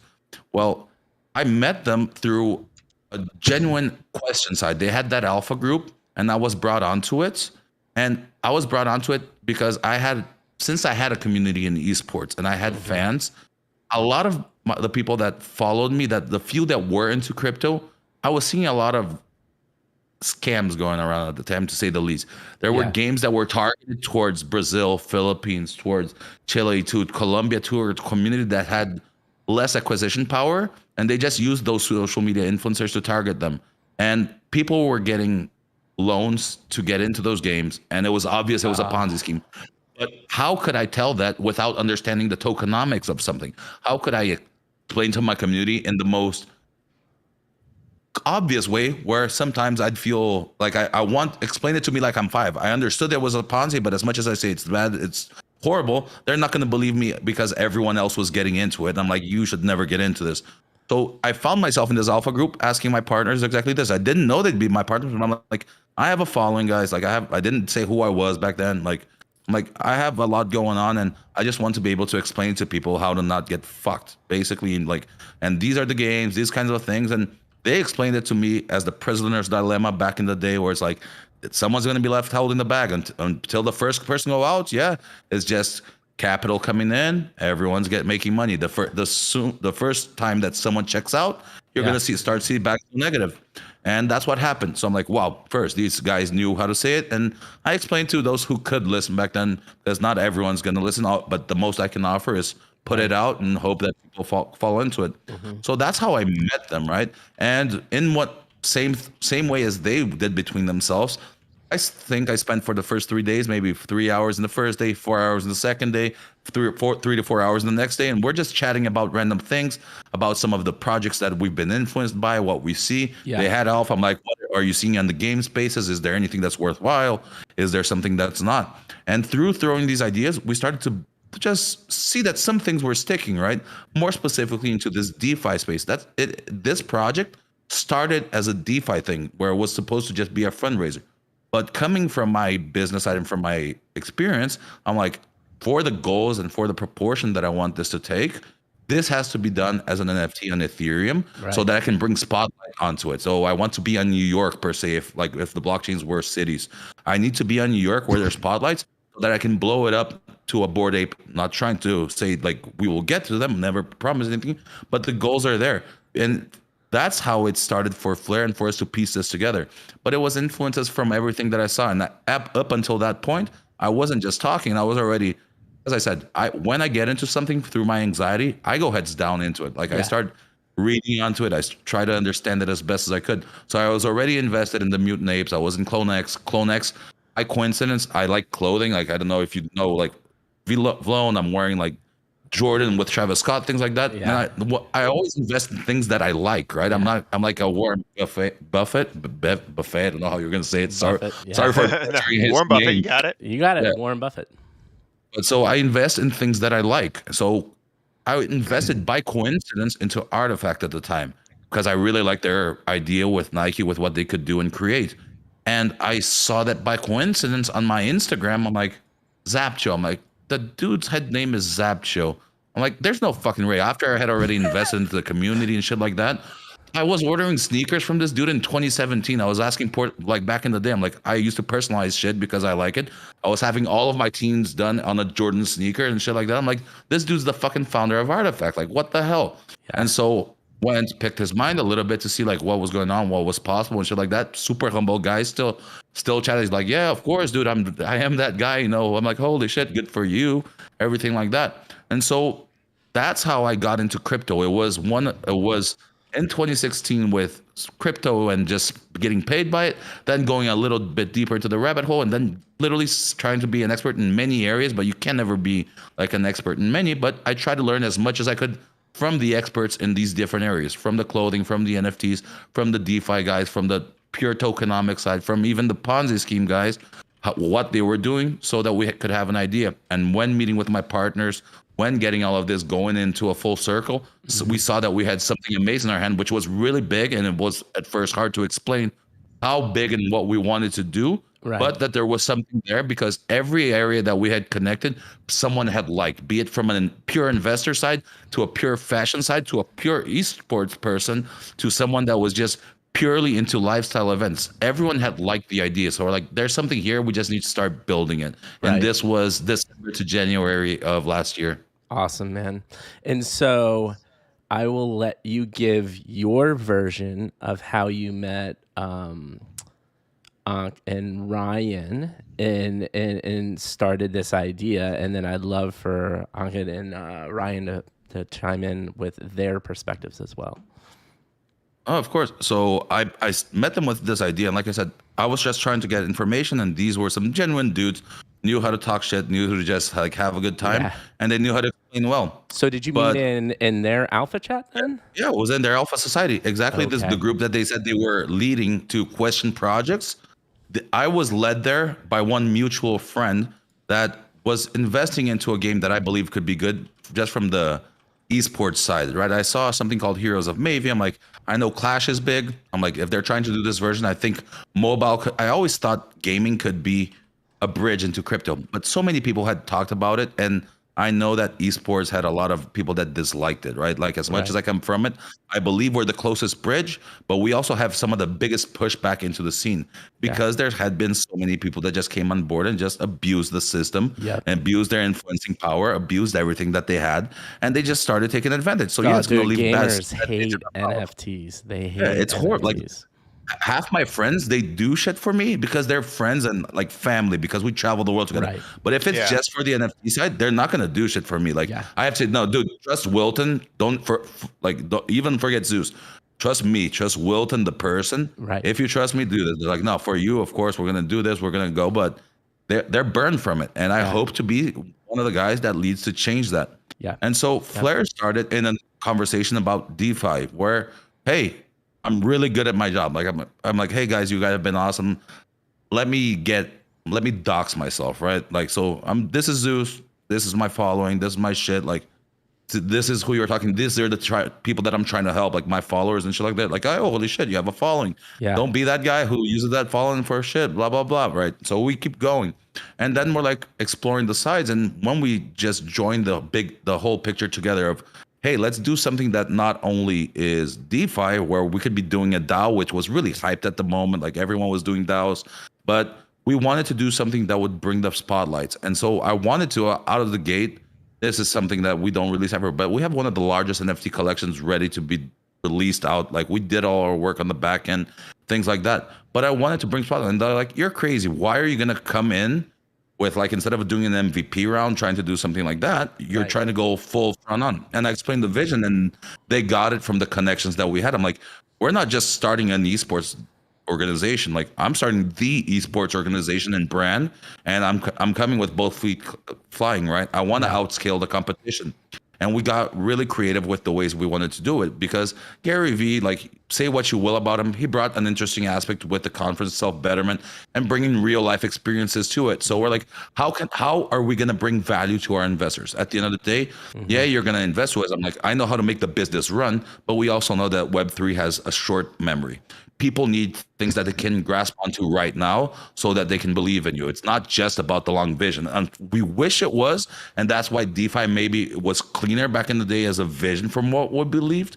But it was an idea for the scale we wanted to do. There were people degenerating into like buying the Constitution, but there was no one building esports organizations or doing things like that. Right. And so Flare became just building on top of an idea to make the coolest esports organization. I already have the expertise on how to make the Web2 model function. I know where the influencers are, how they make money. I know how to expand on top of them. And more than that, I even have the connection of who I want to go. Esports teams, celebrity influencers that come as a bonus because like, I don't know how it got to this point, but nowadays it's not just, hey, like look at Zeus sitting on the chair. No, you have like LeBron's son in FaZe, Snoop Dogg in FaZe, Lil Nas X, and some of these guys, like for me specifically, soccer players tend to love our Brazilian team. I don't know what they saw, like they relate to us. So I've met some of the largest guys in traditional soccer, a lot of them Brazilian, but a lot of outside, so a lot of musicians specifically. And the feeling that we got is they just like doing the same thing that we did growing up. They like to play games, but they got famous for DJing or for soccer, but they still like to do it. And since they are public figures as well, most of them play games on like their own house when they're getting some time off. And the beauty of it is they don't realize it, but it's the closest thing to NFTs for them because it's the anonymity. They like the aspect of gaming where it's undocked, like where they can hide behind an avatar or behind a fake name or something like that. Yep. So it's just one of the parallels there. But into Flare, I'm like, if only this person knew that like he could use that avatar. Imagine if someone like Neymar starts using a Bored Ape. Well, what do you know? He starts using a Bored Ape and he makes the scene grow bigger and shit like that. And it wasn't me that said it or anything like that. Sorry, a little sick as well, just as an example, but that's how the business would work. But I'm like, again, this is only for the future. Like this is, yes, I can get a team right now and that's fast utility, but people need to do something. And then they started bringing their expertise into things that they had seen because, again, as an alpha group that was grilling projects, they had seen a lot of shit as well. Right. And I was fascinated just listening to half the shit that they had listened to and what they were a part. And they were able to spot projects that were good. And like, hey, this project was really bad, but they had this one niche idea that was pretty good. Rick would pull something for his tokenomics, which we now call Rickonomics. So we built an entire economy behind our infrastructure based on things that he had seen. Ankit likes music. He's like, I have some connections in the music industry as well, from the violin, from DJing, from things like that. It's like, how do we incorporate that? And then we incorporate it in our way. And so Flare just kept getting bigger and bigger and bigger. And they all made sense because, again, the traditional esports organizations already made it. But with Web3, we just had a way to do things a lot more direct to consumer, a lot closer and a lot more creatively, right? Again, it would all be verified on chain, but the fact that I'd be able to give some people the experience for, it will only people that invest in crypto or that like esports have this? No, there are some people who will come from a traditional investment side that can still make money. But if you want to make money and also have a really cool experience, have that again, back to the beginning, that's Zoo's way of life where you get to enjoy your life, do the shit that you do, get to have that experience, or maybe even become the influencer yourself. We have mechanisms in play to make that happen. And so for us getting together, just to close that out and throw it to them, it was just something that we had a chance.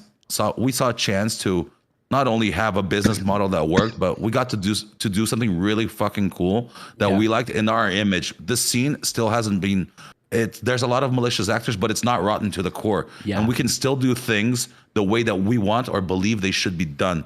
And that's what got us together is like, you're going to put your expertise into that. I'm going to put mine and I'm going to put mine. And we have some shared space here in the middle. And the biggest one is in our values and how we want to portray ourselves to the world and to our communities and what values we want to put out. And so that's how we got together for Flare. It was a long story that led to these three chairs that we are now, and we haven't stepped back from them, you know? Dude, I love it. And I will say one thing so we can move on to Ankh and Ryan. But one of the things that always strikes me about the founders that I personally connect with and have no problem laying to bed at night, resting easy, saying, I believe in these guys, is the excitement.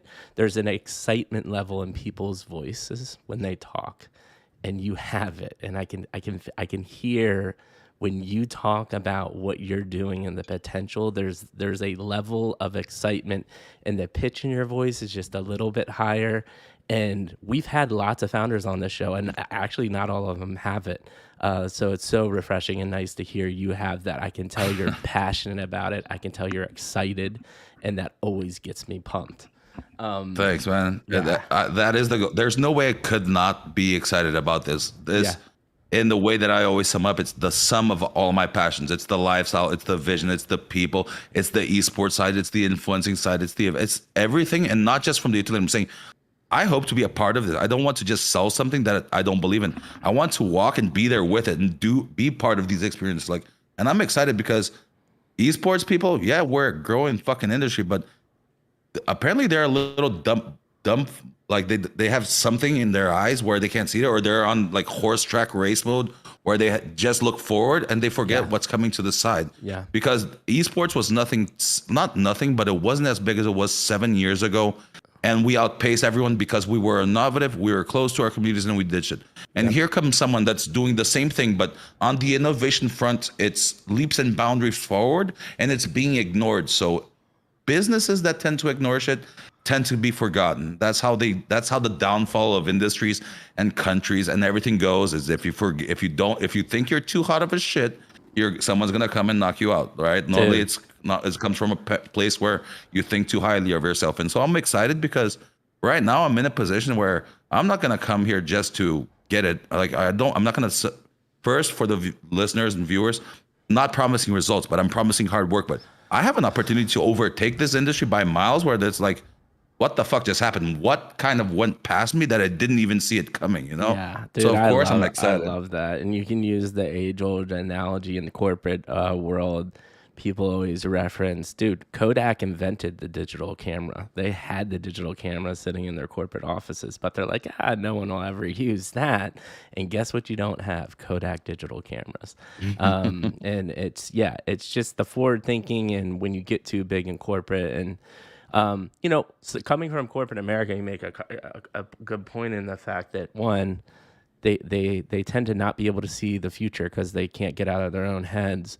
But two, you can't be nimble, man. And in Web3, I think if you build a smaller company and use your community to be part of the investors, it allows you to continue to stay nimble as well, which I think is important for the future.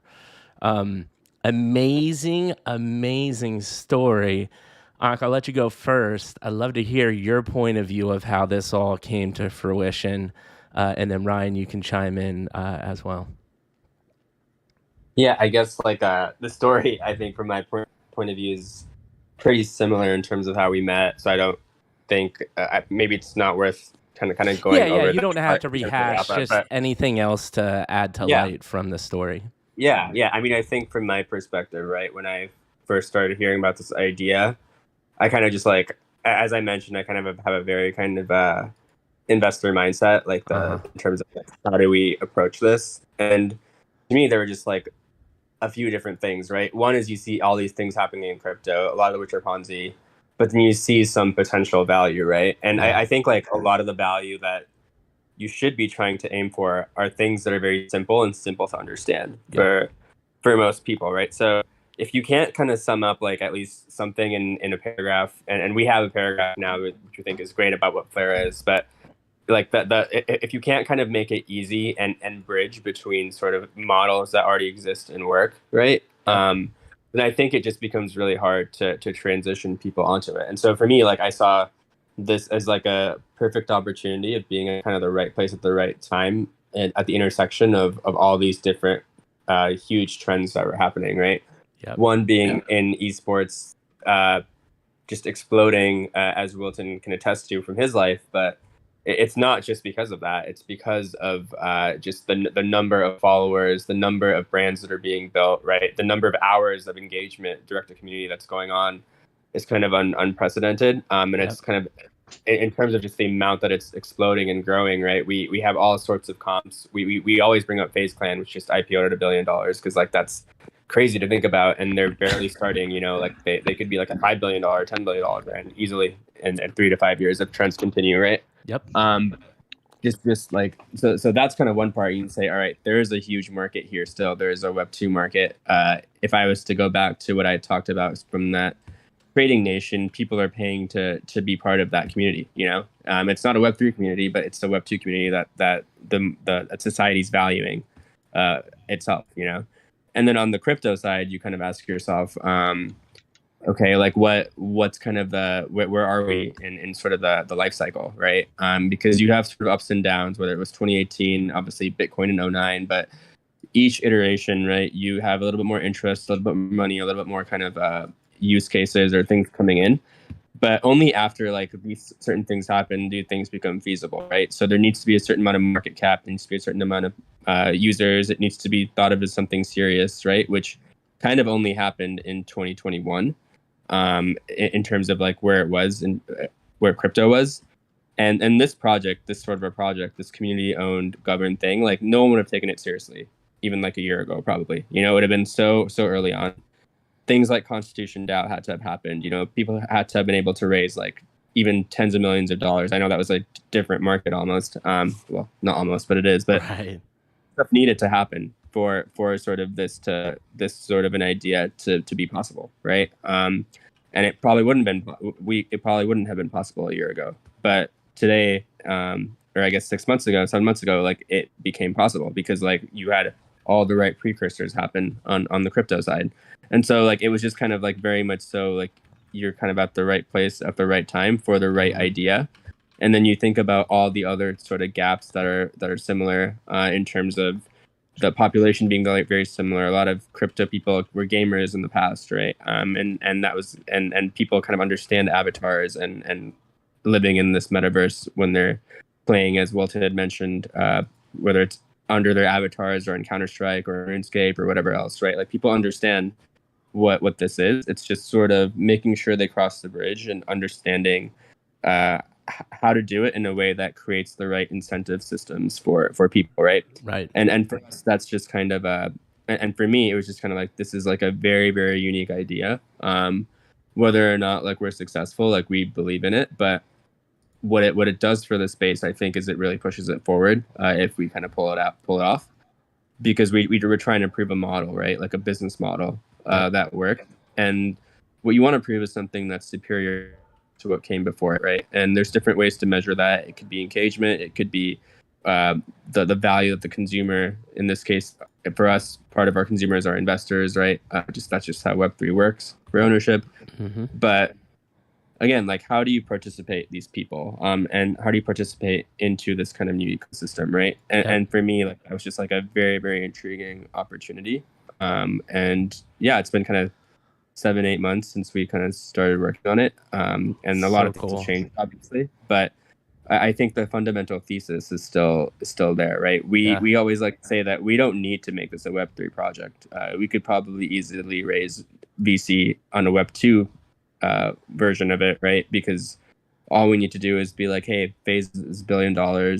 It costs us like a X amount of $1 million to basically start up this CSGO influencer brand type thing, and we can just follow that path. You know, it's still possible, but you have to believe that it would be better if part of it was community owned. You know, better if the consumers are the investors that are a global society, similar to what esports is. Crypto is kind of a global society, right?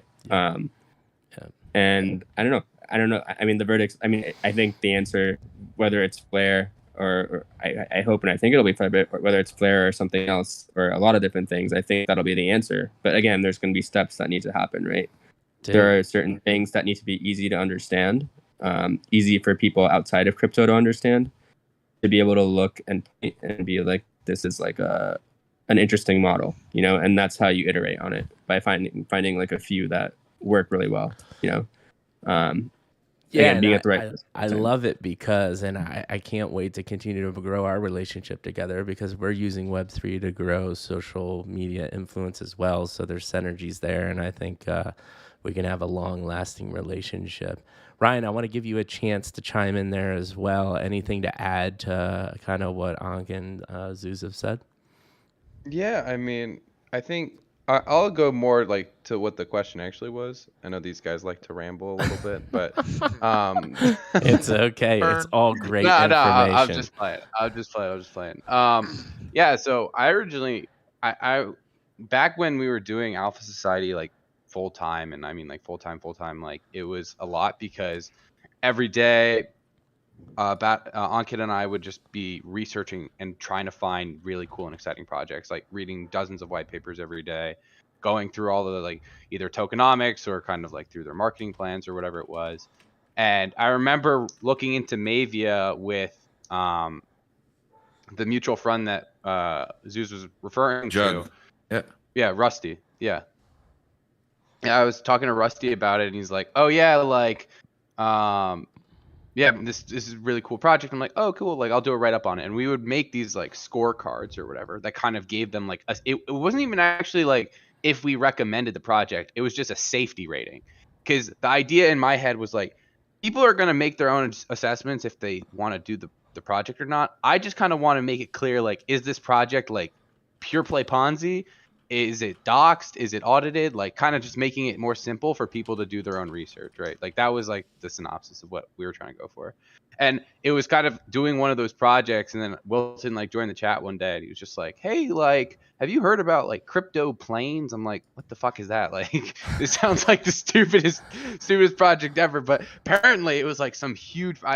Obviously I looked it up, and I'm like, okay, like this has like a ton of followers on Twitter and stuff. Like, I've never heard of this, but I think Wilton was kind of referring to it that a lot of those projects were just hard focusing these like poor countries, like specifically, like, super maliciously. That was exactly it. Oh, And interesting. It was the most generic, awful Ponzi like you could ever think of. And right? they're doing it to people that can't afford it to begin with. Exactly. Yeah. So was talking to him for a while about that. And then I think what I love about our team in general is I'm definitely like, me and Ankit are definitely like the like very finance guys, but Wilton and I will be able to talk about esports all day. Like, I can relate to him, or I obviously can't understand like a lot of like the higher level like Counter-Strike or whatever as much, but he'll mention like players or whatever, and I'll know them, right? I'll watch like IEM Katowice or like whatever it is, just like for fun, because I'm like up to date on that.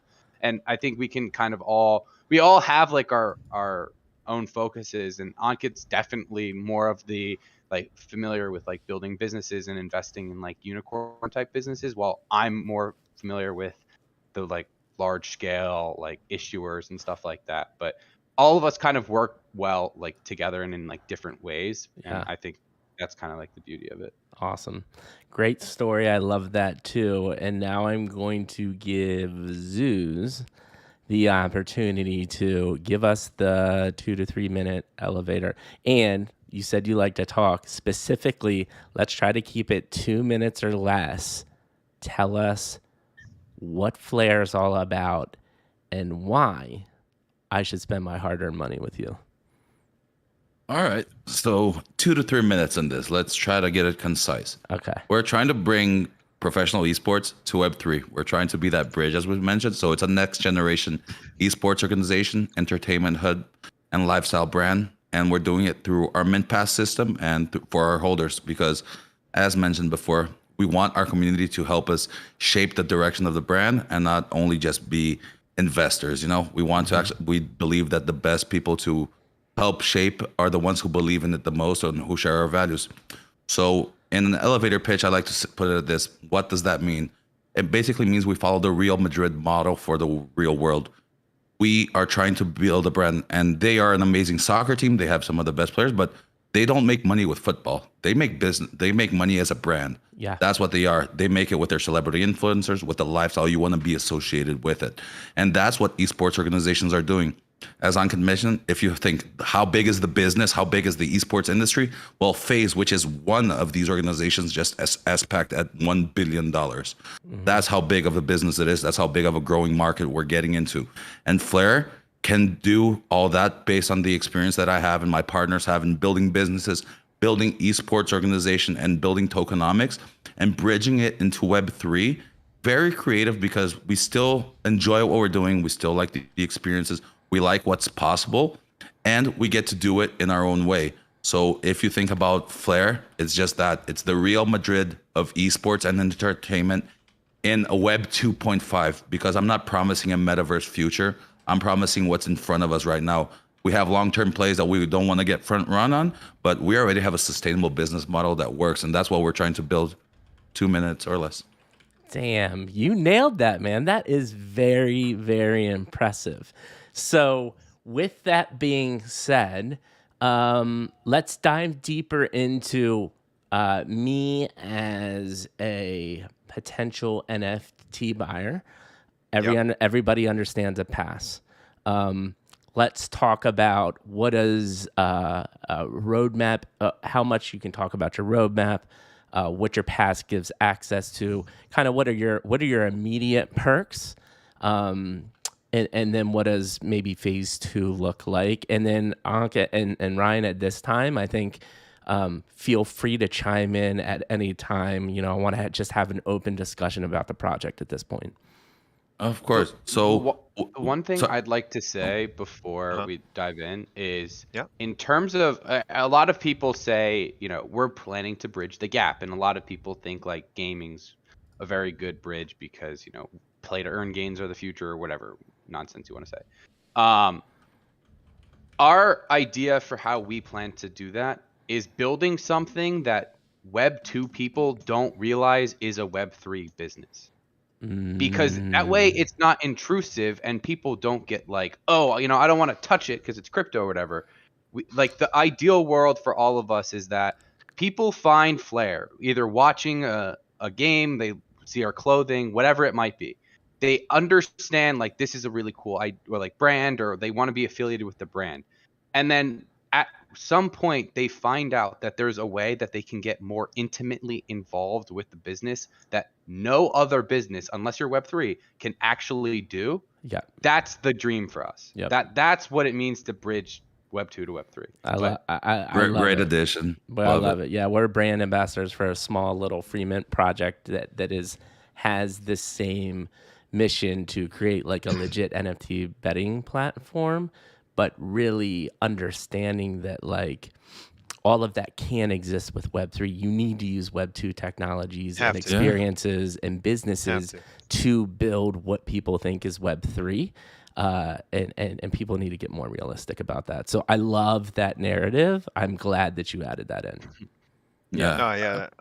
I like that a lot too. And I think there are plenty of very good examples of companies that exist now that are major players that have done exactly what you said. So when you think of something, for example, like Tesla, you know, creating an electric car, all he did was change the powertrain. But you'll notice he didn't change the fact that it has 4 wheels, a steering wheel, you know, the seating is roughly the same as every other car. It's even shaped like most other cars. Like, if you do something too drastic, the public can't stomach it. Investors don't want to do it. It's too much of a risk. But all he did was basically make a car that looked nice that people would want to buy, and then change the powertrain at a time when that was already a theme and becoming a thing. And so it's just kind of like, what I hear you doing is the same type of thing. Like, listen, we're not going to reinvent the wheel, but we are going to change the way it's played. You just may not understand what's under the hood. And I think that's cool. I mean, I think it's just another way to put it is for Flare, it's you basically onboard a bunch of people who come because they love esports, I'm sure we'll go a bit more into the roadmap, because the teams that we have are elite, doing well. They love it. They love the brand. But then they realize that all of a sudden a bunch of people are getting like rich off of like the brand, off of these NFTs, right? And then there's more FOMO for them because they're just like, oh, these are really cool. Oh, I get like a little ownership. Oh, I get to do all these things, right? Mm-hmm. Or it's like, you know, they want to be more involved with the players like no other company ever could offer. Yes. Or they want to have some say in what the direction is. Or, you know, there's so many angles. There's so many good artists in gaming. It's crazy. Like, if you see like fan art for League or for any game, it's insane. It's crazy, right? Dude, so like the amount of fan art that's made in, you know, in these like Web 2 like esports orgs is crazy. Like 4 players about the teams, whatever it is. And now there's like an outlet for them to get so involved that like, yeah, like your fan art, like because you did that, it's now in our advertisements, and we can directly pay you because you own the NFT. Like it's like stuff like that I think it's so perfect that this is why we're doing it. There's so many tangents in regards to the roadmap, right? There's 2 roadmaps for us. There's one that's the roadmap of work that has been done, because we are just now getting onto this circuit of talking to people, actually marketing, getting the right people. But the roadmap that's been done to here, I hope I'm not blaspheming here, but I think we are the largest pre-mint project ever. Because we are right now with a team of 55 people that work full time on this. Yeah. Mostly in Brazil, a lot global. And if I'm to say people that have touched this project, I shit you not, there has been over 300 to 400 people from my last count, which was a while ago. And they are touching in building the brand. They're touching in building our social media. They are touching and building our NFTs just for the NFTs, which now some people understood that, yeah, there's a mint pass, but we're going into this where before on our values, we wanted to give some to the community, we wanted to sell, but we have a full-fledged, fully 3D rig collection that we're going to be biased. They look really sick, but they're an immediate value for pass holders to get. And funnily enough, the free mint meta is fitting into us because we have an element of free mint to it. We're hybrid, but this collection is metaverse ready, and you can just in theory import it somewhere else. And we've invested 8 months of these 20 artists' time to create, again, in the theme of some of our passions, right? So you get a mint pass out of the gate, you get an NFT collection that follows the meta of what's going on. But on the business side, from my friends, I've already talked to the teams, I've already talked to the influencers, I've already talked to the players of know who I want to get, not only who I want to get, who makes sense for the business to do both at the same time, which is like I'm not going to call it a trifecta, but you have to win and you have to be a charismatic person to be able to build a brand. And once you have players that can do that with leading influencers to do that for your brand, you get a next level of expansion, which again is that bridging that we're talking about. But it's a soft bridge where people aren't even understanding that they are being brought onto the crypto side of things into a Web3 model until they are already in it. Yeah. Because for as an esports person, like I said, my name is Zeus, and I'm better known in the world through Zeus. That is an avatar, right? People think of that. So why can't why can my avatar be Zeus and someone can't have a Bored Ape represent them? Why can't they have a FlareMC guy represent them and it be their identity? And if they want to be doxed or undoxed, that goes into whatever they want. But they can port this into all kinds of metaverse sides. And they can if you have your brand doing that with your influencers, with your team, raising the awareness of that brand. Imagine if Nike, instead of having one check mark, they had 10, 20,000 check marks with different characteristics, but they are all identifiable that they're Nike. And you get to own a part of that check mark and branding of it. And all your players, all your famous world athletes and celebrities are building that with you, sharing the same values that you want, and bringing that revenue into the company. So straight off the bat, you have a crypto play and you have an investment play from a traditional side that you can go. And as my partners were alluding, I'm not going to go into the roadmap of in timelines of things, but they are closer than you imagine, because if we've been building for 8 months, I just want to come on a rollout, like I said, with both feet coming through the door. I don't want to be living on promises to people. So for the person that, okay, I'm an investor, but I don't want anything, you already have your money made there. But no, I really like esports. I want to be a part of this. You help to erect our brand. You can maybe even become an influencer yourself, should you want to do that. I've done this mistake before where someone thought that was the whole idea of the project. That's nowhere near. That's one small side of it. But to me personally, Zeus, that is one of the coolest sides of it that I have ever seen. Right. Because I got to leave my shitty 9-to-5 job to play video games for a living. Yeah. And I know thousands of people now, literally thousands, that do that. And they are not necessarily the best player in the world. Maybe they are just charismatic and they're funny. Maybe they just have an interest in play. Maybe they just have a lot of time and enough time to keep doing that all the time and keep trialing different games. A lot of people don't want to play the game. They want to see the full story. They want to see someone playing it, but that's it. And that's just the gaming side. What if I want to do YouTube shorts, TikTok reviews for technology? All of that is viable business, but it's hard to get into unless you have someone that's already in there that can trickle their following into you. Getting your feet through the door is the hardest part. So imagine, for an example, a Shroud or a Tarek. You're doing your gameplay, he throws the first 100 to 200 viewers on your stream. That's a kickstart that you have no idea how big it is to someone's career. Maybe they don't realize it. But again, if you're within my community and I can bring that to you, that is a lifelong goal and a utility that I can't even put a price on. Because yes, again, the traditional investor still has all that side. But in terms of a plausible utility, I could change your life in the way that you're going to live for you to be living a happier life. I'm not promising riches, but if you want to make enough so that you can sit at home, be with your family, and live that life a little bit more comfortably, that's possible. And just one of the sides, I can put you in sporting events and hey, have a raffle where it's like, let's go on a zero gravity flight together, guys. And I'm going to run a raffle for my community. If you win, only is that a cool life experience, but wait, me as a business, I get to make everyone else money on top of it because I take those same influencers that I bought in the beginning that will be creating future influencers in the middle to long term, and I take Yes. them on that experience with you. So you get a really cool life experience because you're in a zero flight with a fucking celebrity, and I'm filming it so that my business and an entertainment hub has content on YouTube Shorts, 360, TikTok, Instagram, and they're bringing more brand awareness and having all of that trickle through. So again, there's so many facets in the roadmap utility that I don't want to put a date or a timeline, not only from the being held accountable directly, like, hey, I'm gonna screw your floor up because I thought I was getting this now. I don't want to leave room for misunderstanding. I want people to understand that that's coming and it's coming sooner than they imagine. Yeah. But I will leave it in the ambiguity because the main utility they should have is they are getting to be a part investor in a business that will work by itself. Dude. Yeah, so- I would only Oh, go ahead. so I would maybe I think Wilton does a good job of kind of really explaining these sort of Web2 sort of angles of influencers and how it all works and how this works and these very unique kind of utilities we have.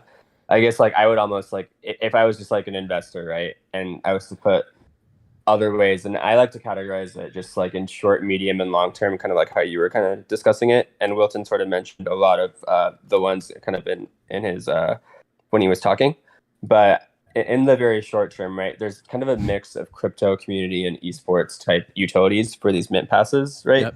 So you guys are going to mint a mint pass, right? We have these mint passes basically ready. Have we but revealed the price yet? we have not. Okay. But basically, like these mint passes basically have a bunch of utilities tagged to them, short, medium, long term, and we really tagged to them in ways that we can kind of almost like say, how will this impact the floor price, right? And why would it be valuable from floor price? And so there's a store of value side, and then there's kind of a cash flow side, right? So our first drop is actually going to be like Wilton kind of mentioned. There've been 20 plus artists that have sort of been working on this 3D avatar collection that's 700 plus traits. Like it's literally metaverse portable. You can take these like not just a 3D walking, but you can take this into other side or any other metaverse as an avatar. Just like very, very like unique, I think, collection as we start to release it. But you're gonna get like a free drop of that. It's gonna be like a free claim on your pass, and basically like there's gonna be utilities also tagged to those. So that's on the crypto side, right? In the very, very short term, because that whole collection's basically done. We've been working on it for 8 months. It's really, really cool. Looking biased, obviously, but that's there. That's there. Everyone's gonna have it. Who has this pass, basically. So that's going to be on the crypto side, right? And then medium term on the crypto side, there's going to be like governance tokens and other things, right? So those are very, very easy upside utilities that people in crypto get, right? But now we go a little bit outside crypto and we say, all right, what else is there? On the esports side, Wilton mentioned that we've talked to all the teams. We know who we'd want to get on for this vision already, right? To get to that top tier level. Right. And when that happens, right, in terms of like getting the CSGO team on board as a Flare team playing at the highest level, you start to pull all these eyes into kind of Flare, right? We talked about this, about how you're pulling a lot of these people are themselves influencers, right? A lot of these, if you start winning a lot, you get eyes on you as well, and et cetera. And so you're pulling like hundreds of thousands of views onto Flare. And they're seeing these different passes as well. And this is a Genesis collection, right? So that can only be bullish also from just like a very, very specific side of just there's going to be more demand for it, right? In the ways that we talked about it. So those are like very, very short term, right? In the more medium term, Wilton also mentioned things like how do we get people very, very engaged in this unique community way? We can do it through this influencer strategy that he mentioned, right? We can do it through different experiences. We can do it through player to holder collection connection things, right, which are very unique, sending people to tournaments and doing 360 whatever, right? That's really, really interesting. In the medium term too, right, we talk about how esports is a booming industry. Well, one great example of it is just the number of sponsorships in there, right? A huge one that FTX did, they did a 10-year $21 million a year, so two $10 million sponsorship for TSMC. Right, and that's just pure revenue for for kind of that brand, right? And that's not even a Web3 brand. That's just kind of a Web2 gaming or like a esport organization brand, whatnot, right? And for us, like what we can do is we can literally take, like, if we get like a $5 million sponsorship, we can take 500K of it, and then I don't want to say we're going to necessarily sweep a floor, but we can do things with that to give back to community, right? I mentioned earlier, like, ask yourself what type of service would someone be willing to pay your community or for you, right? Well, that's something that an FTX is paying TSMC for, right? And so we can kind of get that and push it back to whatever, right? Not use our treasury, but use what someone else is paying us for, right? Yeah. So that's just straight revenue, right? That you can get from that standpoint. Not to mention, I think we've already developed kind of our fashion lines. That's kind of a short to medium term. We have concept clothing from a Brazilian street artist. And so that's gonna go. We say we're inspired by Supreme on that end as well. I think you mentioned that, but Wilton especially loves fashion, so everything looks amazing. Yeah. And then very, very long term, this is the one that's most exciting to me, just because of my background, and different parts are exciting to different people. But we almost see it, right? If you're an early investor through this mint pass into our brand, right? That means you kind of believed in us from the beginning, and you also have put some of your capital up in front.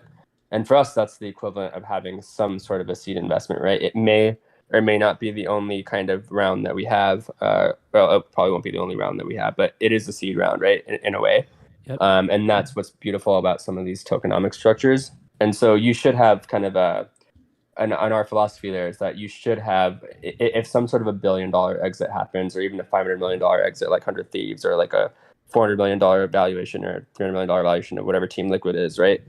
The people who were there earliest should have some part of that upside, right? And so we really think that, like, whatever the right way to structure that legally, we'll have to figure that out. But our whole point is that the very, very earliest should also get that upside. So all of those things we think are just like very, very conducive to a very, very stable or increasing value floor price, right? Just for this Genesis Pass, not to mention these Gen 2s that are sort of these really cool NFTs that are basically every single thing has been like handcrafted, I guess, like in terms of all the items that are 3D and things, right? So we think we've checked all the boxes that like are around that free mint, around all these utilities, around kind of short and long term potential of how to rethink of what crypto and NFTs and governance can be for true value, and even like a substitute for equity, which is really the historical way of how to prove contribution, right?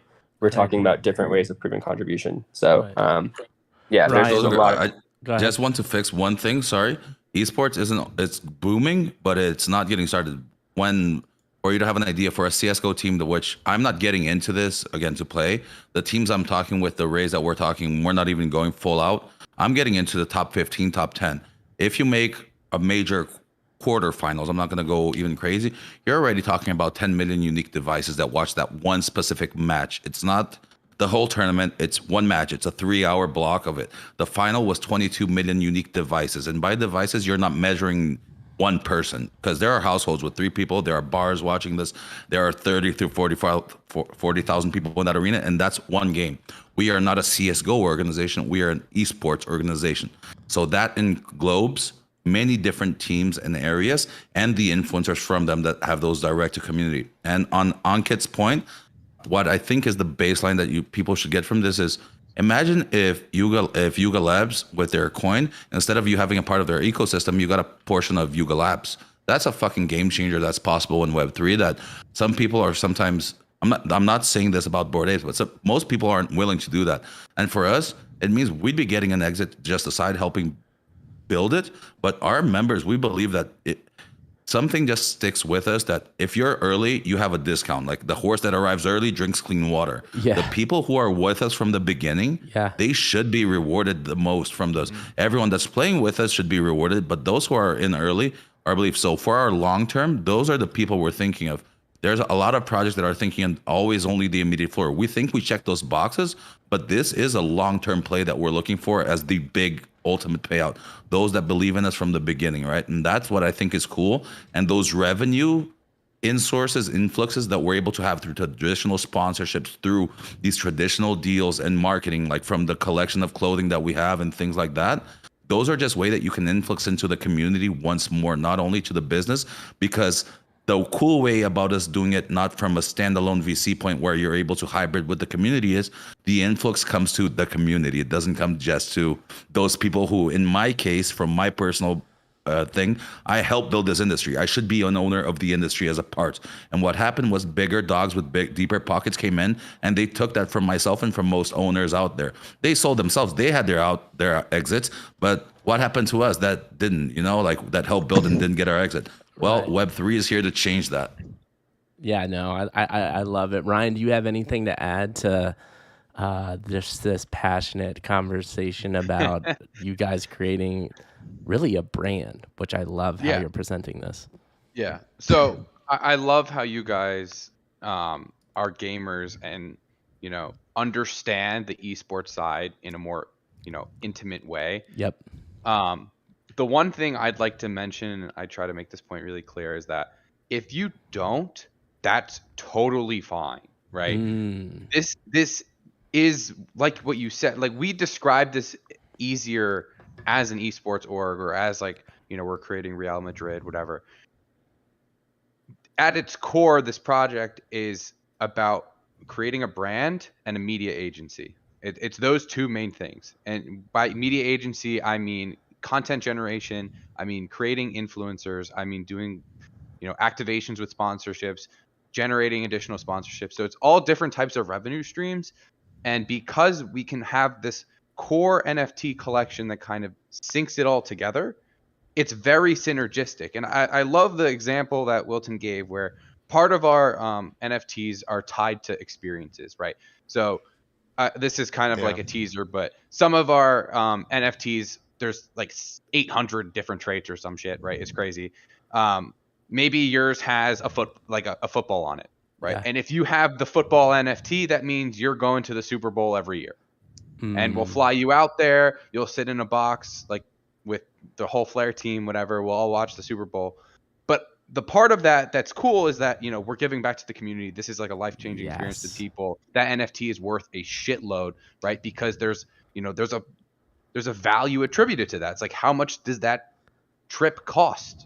How much are those tickets, right? Like tens of thousands of dollars. yeah, exactly, right? So, but it's not just that for us. It's not like, this isn't just a money sink, right? And I think this is where a lot of projects go wrong. Is that doing those experiences and stuff, they're great and it's cool, but the problem is, like, that money from the treasury or that money from the initial rounds is now gone, right? You can't get that back. You're not generating revenue from it if you're the project. We're doing it differently. We're doing those experiences and they're sick as shit. The really cool part to me is that we're able to monetize it in a meaningful way and actually profit from giving away stuff, right? And all of that money comes back full circle and it comes back into the protocol, like I mean, like, we'll go back to like the DeFi point, but like, it's Ponzi, but it's not Ponzi because it's outside money coming in. You know what I mean? Like we're getting paid by advertisers to take you to the Super Bowl. Yeah. Like, so yeah. Dude, that's Ryan, real quick. So would that answer the question to this? Because this came in the chat, which is, what if an investor is not interested in working in Web3 or being an influencer? Would you say this project is for that type of an investor? Yeah. And So is that I would- what you were essentially breaking down? I way, would you go okay. ahead. I mean, I know what you're gonna say, so I'll let you go afterwards. But the one thing I'd say is that this is a brand, right? It regardless what you think of esports or whatever, esports is just a validator. Like the games or whatever is kind of like the anchor that holds us down, but ultimately it's about creating content. It's about building up these influencers. It's about getting into every type of vertical. Those verticals aren't limited to anything, right? You could be interested in whatever, and there's going to be something in Flare for you. Like, if you're really into fashion, like, that's definitely one of our huge verticals that we haven't really spent much time talking about. Or whatever it is, like, or, if you don't really care and you want to like take the VC type approach and throw your money into something, and then 5 years later you watch it IPO and you get this huge cash back, like from like as if you're a venture capitalist, like that's also what you can do here. There's different levels to what we can kind of do with this project, if you want to be the person that gets super involved, that kind of shapes the organization as it's moving forward, we embrace you with open arms. But if you want to be the person that just says, take my money, if the thing flips and it goes crazy, like, I'm going to sell it, that's totally fine. If you want to hold it the whole time, like, please do. Like, there's something for everyone. And Ankit, I mean, I'm sure. Yeah, I would only add, or kind of just maybe say one thing or two things, I guess, is it's kind of similar to, would you invest in, I don't know, Amazon stock or Apple stock? Do you care that much about Apple or Amazon? Maybe you love their stuff, but you're not maybe that involved in their stock, right? But if you put money into it, then you still made a crap ton of money, right? Over the last 10 or 15 years. So that could be the level of your involvement, right? But the difference between, I think, these crypto structures that are emerging and what emerged before is there's such a huge community feeling and community type aspect of it, in the sense of the only way that you could really get involved in an Apple is to be an employee or be some sort of a investor in their stock, right? That's about it. Or I guess you could consume it, right? What we're saying here now is that the idea of this proof of contribution is a little different. So you can be nothing more than an investor, and maybe you'll do fine if you believe in the vision and the team and whatnot, like a VC.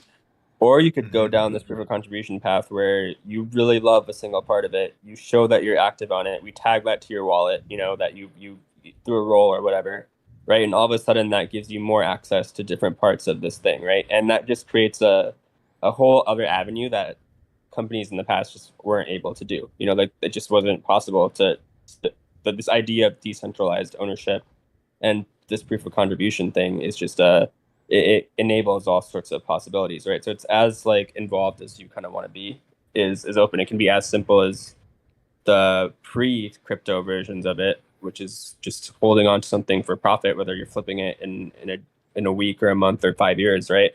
Yeah. Or it could be something where you're really, really passionate, and we've seen that in our own community where like people who are very passionate are now basically getting like paid to be mods or to be basically part of our like group and joining our team, right? So it's whatever kind of you want, right? It's kind of like choose your own adventure. That's kind of the cool thing about crypto in a way. And it is choose your own adventure. That's a good way to put it. And dude, you all said so much there. There's so much to unpack. I literally could talk for another 2 hours. By the way, we've been talking for 2.5 hours. How does it feel? Does it feel like 2.5 hours? It feels great still. I know. It feels real exactly. Nice. I just a couple of thoughts off the top of my head. One, you guys are doing a really interesting thing when you're telling your narrative, because the number one error that people make in this space is over-promising and under-delivering. What you're doing, which is very interesting, is you're guaranteeing that you're creating a brand. You're talking about all of the things that are possible, but you are not promising it, which I think is very smart. We've had really, really, really hyped projects on this show, really, really smart people, and they have shot themselves in the foot because they have talked about their project, which gave the perception that something was going to happen pretty shortly after mint, and it still has yet to happen, and it's completely destroyed them. So continue that narrative of talking about the things that you can deliver, and I think you're doing a brilliant job at that. 2, there's actually a lot of similarities with what we're doing here at Midlife, right? We're selling a lifestyle, a community, building and growing wealth together, and then taking that money and giving it back to our community as much as possible. I love the example of taking the clan to the Super Bowl or wherever it may be. And I don't know, remember who said it, Anka or Ryan, you got it right, man. What people miss in Web3 is they're about making money, and they're not about giving back to your community and the people that made you relevant in the first place, right? Zeus, you've gone through a lot, and it seems like your head is on straight in the sense that you know what means matters in this world, and that is being kind, paying it forward, helping people succeed, and rising tide helps all ships type of thing. Yeah. So I just that impacted me right away, and I just wanted to make sure I didn't lose those thoughts. So like, bravo on that storytelling. Keep that mindset mentality, and you're going to be doing some pretty good things. Maddie, do you have any initial thoughts from all of that awesomeness? I mean, I think you broke it down very, very well, Mike. And ultimately, what it comes down to is, like you said, there has to be an element of mystery. But then, I think you said it, going back even further, was you can hear when people are passionate about what they're doing. You know what I mean? And by the way, that is the ultimate sales tool, right? If you talk about, I know, Ryan, you didn't last long in sales, but the ethos of it all, right, is you got to believe in what you're selling. You know what I mean? And the reason I say that is because you may not have last long in sales, but you're doing a hell of a job right now talking about this project because you all care, and that makes people interested. That makes people want to know more about what you're doing, and that's what I'm getting from this, right? Because to be honest with you, you know, I don't know how the whole esports, I don't know how a lot of that works. You know what I mean? So I understand when people ask questions like, well, what if I don't know about this? Is this something that's worth it? But I can hear when people are excited about something. And I think, Anki, you said it well when you said, you don't have to understand the inner workings of Amazon or Apple to recognize that it's a smart investment. And I think that's where a lot of people are at right now, right? Which is like, listen, I may not be a world-class gamer. I may not understand how the industry of gaming has even brought you guys into this kind of precipice to be here. But I do see a good thing when I hear something that's good, I can recognize it, and I would rather be in early, like you said, and get rewarded for that miss the chance, miss the opportunity. So that's what I would kind of break it down in terms of what I'm saying. Does that make sense, Mikey? Yeah, no, I love it. And I think I want to kick it back to all of you. I do have a wife, and I still need to eat dinner, and I love talking to you guys. And I would talk for another 3 hours, I promise, but I am trying to stay married. I think we have done, dude, by the way, the other thing I want to say, chat loves you guys. They have been oohing and ahhing the whole time. One of the things I want to go back to, and I just want to give you props, and I think please continue this narrative, but that Web 2 part of it and the Web 3 part of it is so critically important. There was a lot of comments of, we have a lot of mods and people that are really involved in the community, and there was a lot of comments of like, yes, I can't tell you how many Web3 projects I've gone into that they have no clue how to run an actual business. So Zeus, you have that. You've been there. You've worked with some of the largest brands. Ankh and Ryan, you've worked for big companies from the finance side, right? And that's so critically helpful. It's just you can't. And I always say this because we're in this world where things will get misinterpreted, but a 19-year-old just does not have life experiences that 35-year-old does or a 40-year-old does. You just need to learn some things. You can be the smartest person in the world, and that is critical when you're building some things.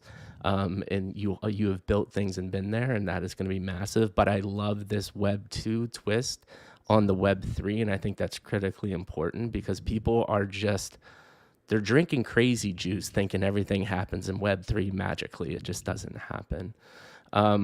But I want to give you all three just a final, not pitch, but a chance to talk about the Mint coming up, what you want to say to the community to reiterate, and then any hints at the future, kind of like what you want to say about the project in a concise manner, because we've had a lot of discussion wide open. So I'll start with you, Zeus. What are your thoughts there? All right, I'll pull a 180. I'll keep it very short for you. I just want to thank everyone. I want to say I have a wife upstairs as well. Gotta take care of her, so she's been very patient with keeping me here. But I'm very thankful for you guys for the platform. This was a very fun conversation with some genuine people that have been in the industry, have seen their things. They've talked to a lot of people, so it means a lot. The words that are coming. Respect you both. Your story from the little brief that we gotten before. I know if this has been most of us talking, but Yeah. we do our research always when we're trying to do go somewhere, talk to someone, and I appreciate it. And for the community, I think that my biggest thing is we are building a brand. So if you want to be more a part of it, we want to give you all the tools. If you just want to invest, then invest in people that you believe in, invest in the idea. If you don't believe in the idea, then this isn't for you. There are always going to be things that aren't for everyone. But I do believe that we in Globe, 95% of people, that if you stop to listen and if you stop to see, there will be something you can find that you will like in this community, or some arm or branch of it. Because basically the way that I view it is, if you can YouTube something that you like, there's something here that you like, because that's as simple as it is. And I just want to thank everyone again for being here, for taking the time to listen to us. This has been a long conversation, so those of you that stuck around, you're amazing. And that's it. Just thanks. Yeah, we're 20 plus people strong. Oh, close to 3 hours, man. People are always blown away that we can keep double-digit people for such a long time. Ankh, anything about the future? Because I do still have questions for you. You're not off the hook, Zeus. I do have questions for you. I thought it was just that. No, I thought it was closing. no. You're like, oh, I gotta go to my wife. Yeah, you did it justice in the second part. You talked about the project and how it's for anyone. So I think that answered the question for sure. But I do have some questions, some final thoughts for you as well. For you, to talk about, coming up to Mint for Flare and the future of Mint, and any kind of last concise thoughts that you want to share with the community, some long-lasting thoughts for them to chew on. Yeah, I mean, I think as you guys can tell, we still deeply believe in the vision of this project. I know we started this project, I think, basically at the peak of the bull market, right? And now obviously we're somewhere in the bear market. Maybe it's not as bad as it was like 2 months ago, but like it's still kind of in the bear market, and we still believe in it pretty deeply. Yeah. And so like it's very much so something where we've been pretty fortunate to have great kind of advisors by our side from ApeList, from Zooverse, like the founders of all these great communities and well-connected communities and whatnot, right? But we're very much so kind of first and foremost focused on, well, I guess I'd mention two things, right? We're very focused on the utilities. We're very focused on obviously adding value to the investors in the short, medium, and long term, as mentioned on the NFT side. But we also kind of, I think, understand like how we need to get there operationally and also financially, right? So no matter like how much we know exactly how much we want to raise. We know that there's like 10 different ways to get there, right? And so like it's very much so like this Mint pass is going to be like this first step, and it's going to be, we think, the most advantageous way and the earliest way for anyone in the space to kind of get into it. But we are going to like really focus on like as we mentioned, there's kind of a Web2 model already that exists, right?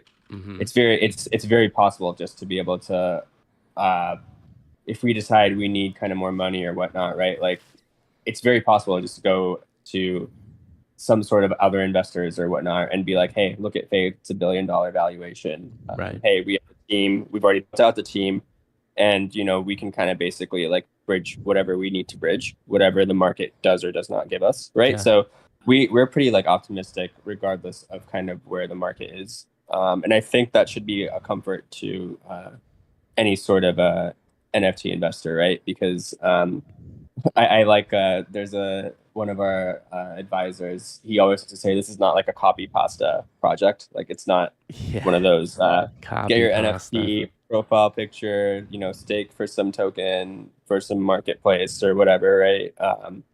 It's kind of a very, very different vision, a very, very different model. Yep. And it's a model that's kind of validated. And the reason that we're doing it this way is because we truly believe that over time, right? And we may not necessarily outcompete kind of the established players in 1 month or 2 months or 3 months or whatever, right? But over time, like we think this model is going to be a better model, and it's going to outcompete and outperform the other models out there, just because of the things we've been able to see through the bull and the bear in terms of how passionate people are in these communities, these NFT communities, these crypto communities, right? If it's done the right way.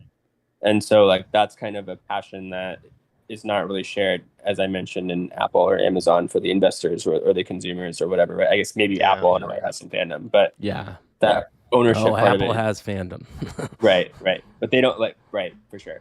But like it's not like the level that we kind of see in things that quite honestly like are not like, even most of them aren't profitable, right? They aren't even kind of adding that sort of value. A lot of them have and lost money. I think what you're saying there is this community at like that's why I see that big natural gap or link between esports and the NFT, where this community aspect, man, it's never been seen before. I like to call it brand 3.0, and that is brand 3.0 is it's no longer about a brand talking to the consumers. It is the consumers being the brand. Yeah. No, I Love I that totally description. agree, I'm right? stealing it. Yeah. Hey, man, like take it all day long. I'm here to help, bro. Yeah.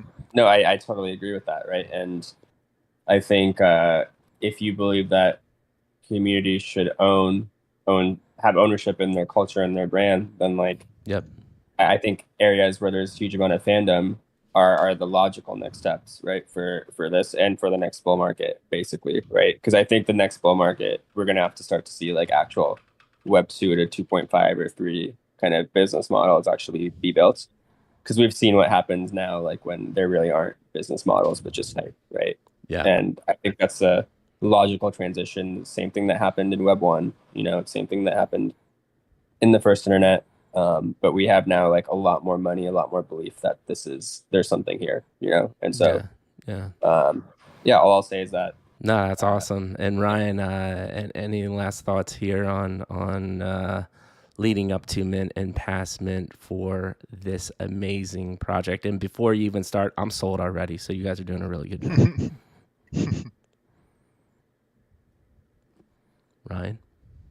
Ryan, you got anything? he might be muted. He Right, might have he's muted. Hello. Can you hear me? There you go. There you we go, go. bro. All right. There you are. Okay. Yeah. Sorry about that. No, it's all good. I'd like to add like two things. I'm definitely stealing one from Ankit. It's something he likes to say a lot.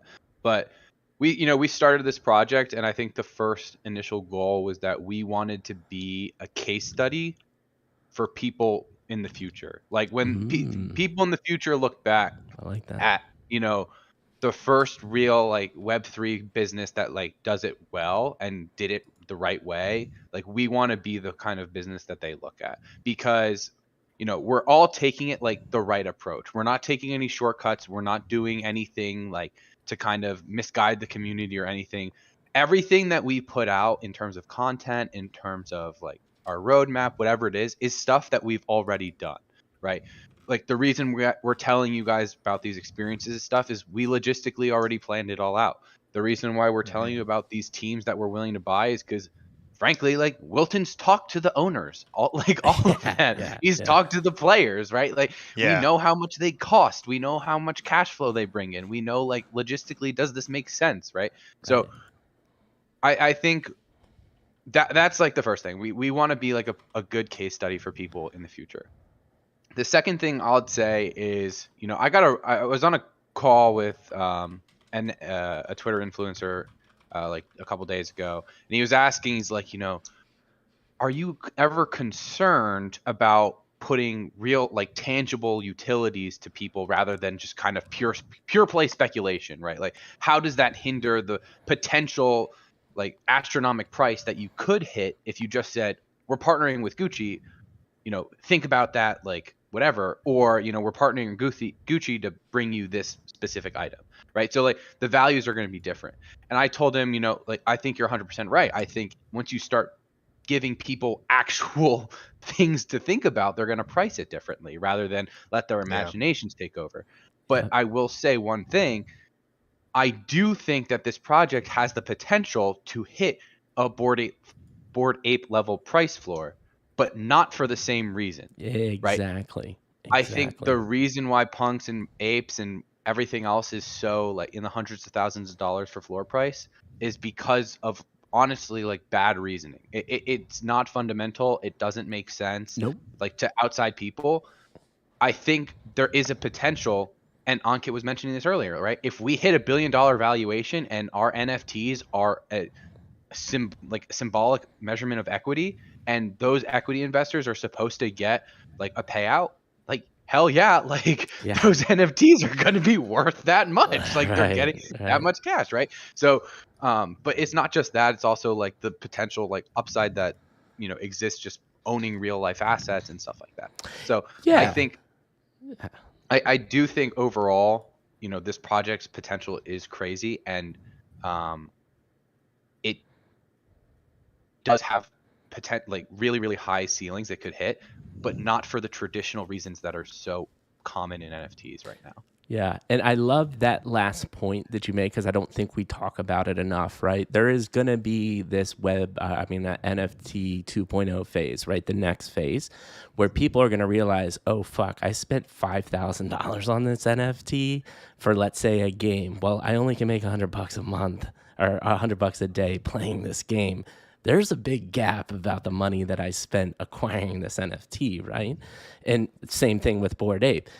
The difference between Bored Ape and the punks are they were the first. There's the novelty around that. There's a novelty around their community, and what the perceived value of is what you get by a Bored Ape. And hey, man, it could be worth 100 ETH. I'm not sure. I don't think it is. Should be worth that much money. But that's what the market says, so it is what it is, right? But I love that point. Honestly, think that's another fantastic point.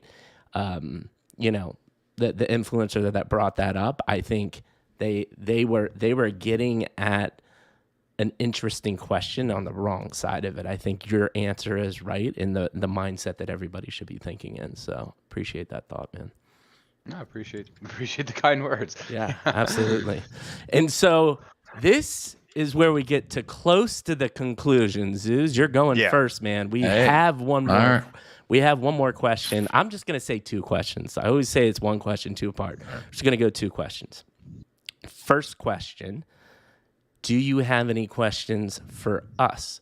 Because we have peppered your ass with questions for 3 hours now. And if you don't have any, it's totally cool. So we'll start there. Any questions for us? I would have. And how did you get started in this market? Because for you to try to build a brand on Web3, right, for a podcast, how are you thinking of incorporating your community into an ownership of that, if that is an area, like, or I guess the question is not how or if that is something that you imagine, and how do you imagine the expansion? Because the expansion, I can think of ways that partnerships would make sense in the future, middle, long term, and things like that, right? Right. I come from the business angle only on this. Grace President, man, dude, no one's asked that question, and we have an answer for you. I think Maddie and I suffer from the being kind, paying it forward a little too much. We've literally done everything for free for up till 8 months from now. And then Crypto Gorilla came on. He's a well-known influencer. I don't know if you've heard of his name, influencer in the space. And we heard the amount of money he was making a month for doing the same exact thing that we're doing. And we were like, shit, man, we got to start monetizing. What we are not interested in doing right now is creating an NFT, because we do legitimately think an NFT is a startup. It's a business, and our business is this, right? So we're going to do a Patreon account, and we are going to offer up multiple perks in real tangible ways to grow wealth using our brand and our influence in kind of in similar veins to you, but in a different way. And so that'll be launching over the next couple of weeks. We'll get that monthly monetization. And then I don't think anyone in the space is doing it. As you can see, our content is different. Most influencers are 1,000 extra bag, buy this project, they pump and dump shit. You've dealt with them, I'm sure, through your journey to get notoriety to your project, right? They want free NFT. Some even want money, and they're like, once you do the show, you'll never hear from them again. We firmly believe in the genuine human connection model, and as we build relationships, that'll come back in dividends. So we're all about the long game. So I would say right now it is monetizing on a monthly basis, and then obviously growing our brand, ad revenue, and sponsorships will be the other main form of income, and then we invest on the side in the NFT space as well. But we're great in a market like this because all the influencers are screwed. They have nothing to talk about. We have content for days, man, because we're talking about leadership, mentorship, experiences, human connection. Yeah. Shit, that's evergreen content. So that's how we think about it. Matty, anything to add? Love that. Yeah, the only thing I would add is what Mikey and I do is unique because one, we are not hidden behind content that has been produced for YouTube specifically, right? It's easy when you want to if we want to sit there and take 10 takes to get the perfect sentence or the perfect what we do it live. I mean, you saw how we started the stream, right? We can hear Mike for freaking 4 minutes, and so that doesn't bother us, which means we can put out content in a way that most people simply cannot, right? People have very polished shows, very polished podcasts, and quite frankly, way more polished than us, right? The difference is this. If we need a 10-minute video, guess how long it takes us to do that? 10 minutes, right? Yeah. When we talked to Crypto Gorilla, I was shocked. He makes amazing content, very good at what he does. And by the way, he's able to monetize it in a way where he can do it full time. So to be clear, he has the time to do this, but he cannot do a 10-minute video in 10 minutes, right? And that allows us to do something very differently because it opens us up to different avenues. We're already seeing that with some of the projects that we're kind of working with, because we can do things live. We can be entertaining. We riff off each other. We're good at, if when it comes to the things that monetize sponsorships, I think you said it early on, Zeus, when you were talking about, it's not just, are you a good gamer? Are you good on camera? Do you know how to talk? Yeah. Can you communicate about a product in a way that people give a shit about, right? And Mike and I, dude, we can sell a ketchup popsicle to a lady in white gloves. I mean, that's what it comes down to. And we'll do it, and we'll do it live, and we're going to laugh about it and have a good time. And that's not what it's about. It's not about the sales, but having those skills because of our background just puts us in a unique space. And so I think that's one of the things that's going to be exciting to monetize. It answers my question, and I'll do this. You guys polish us, and I'll polish you this, but I'm not blowing smoke up your ass. I've had to do this gig hundreds of times, like not the crypto side, but the esports side. And I've been on hundreds of shows that absolutely suck because they don't know what to ask the question. From our side of this, it's what we're being asked. And if you're just being asked something from a script that someone else did or that's it, the conversation isn't good, and the audience can tell that. Yeah. The audience can tell when the connection is there, and that's, I guess, when the premise is that, it's obvious that the product is going to be that as well, right? It's about connecting. And I think that on the connection side, you guys are onto gold, because I'll say this, and I'll pull this the bias to our side, but genuine products that are not here to blow smoke up people's asses, that aren't full of shit trying to sell things down. Yeah, this is where they get caught. You get caught live doing shit if you don't know the answer to what you're doing. So you're gonna get some partnerships from some gigantic industry leaders that probably some haven't even started yet, aren't even aware they're gonna be doing it. Yeah, but they're going to be using your platform and your stage to get there. And from that genuine connection, that means the world to us here and to everyone that I'm sure comes through. That means a lot coming from you, because we know you've seen it. Yeah, we know how it's sure as hell. It is not going to be gaming chairs. We know that. Fuck those things. Gaming chairs, man. It's going to be something better. But yeah. Anyway, dude, we're excited. And it was kind of like you read my mind, because that is our second question out of all of the AMAs. I know you've done a ton of stuff. How did you think tonight went compared? And you just answered that question, so we appreciate it. Beautifully. Yeah, man. I mean, it's crazy as hell. We've talked to over 100+ founders, and we are still, with your blessing, or Ankh and Ryan could totally blow us up, but we are at 100% success rate when it comes to feedback of this was one of the better things they've done with, you know, similar type of things. So really appreciate it, man. And Yeah, that's, man. Thank you. you know, you talk about your business model. Our business model is that, man. We literally mean it. Like Maddie and I took almost 2 months to create our mission statement and the 4 pillars that lead up to it. And our mission statement is simple: bringing back the lost art of genuine human connection. And we do that through 4 pillars, and that is honesty over happiness. I always freaking forget these.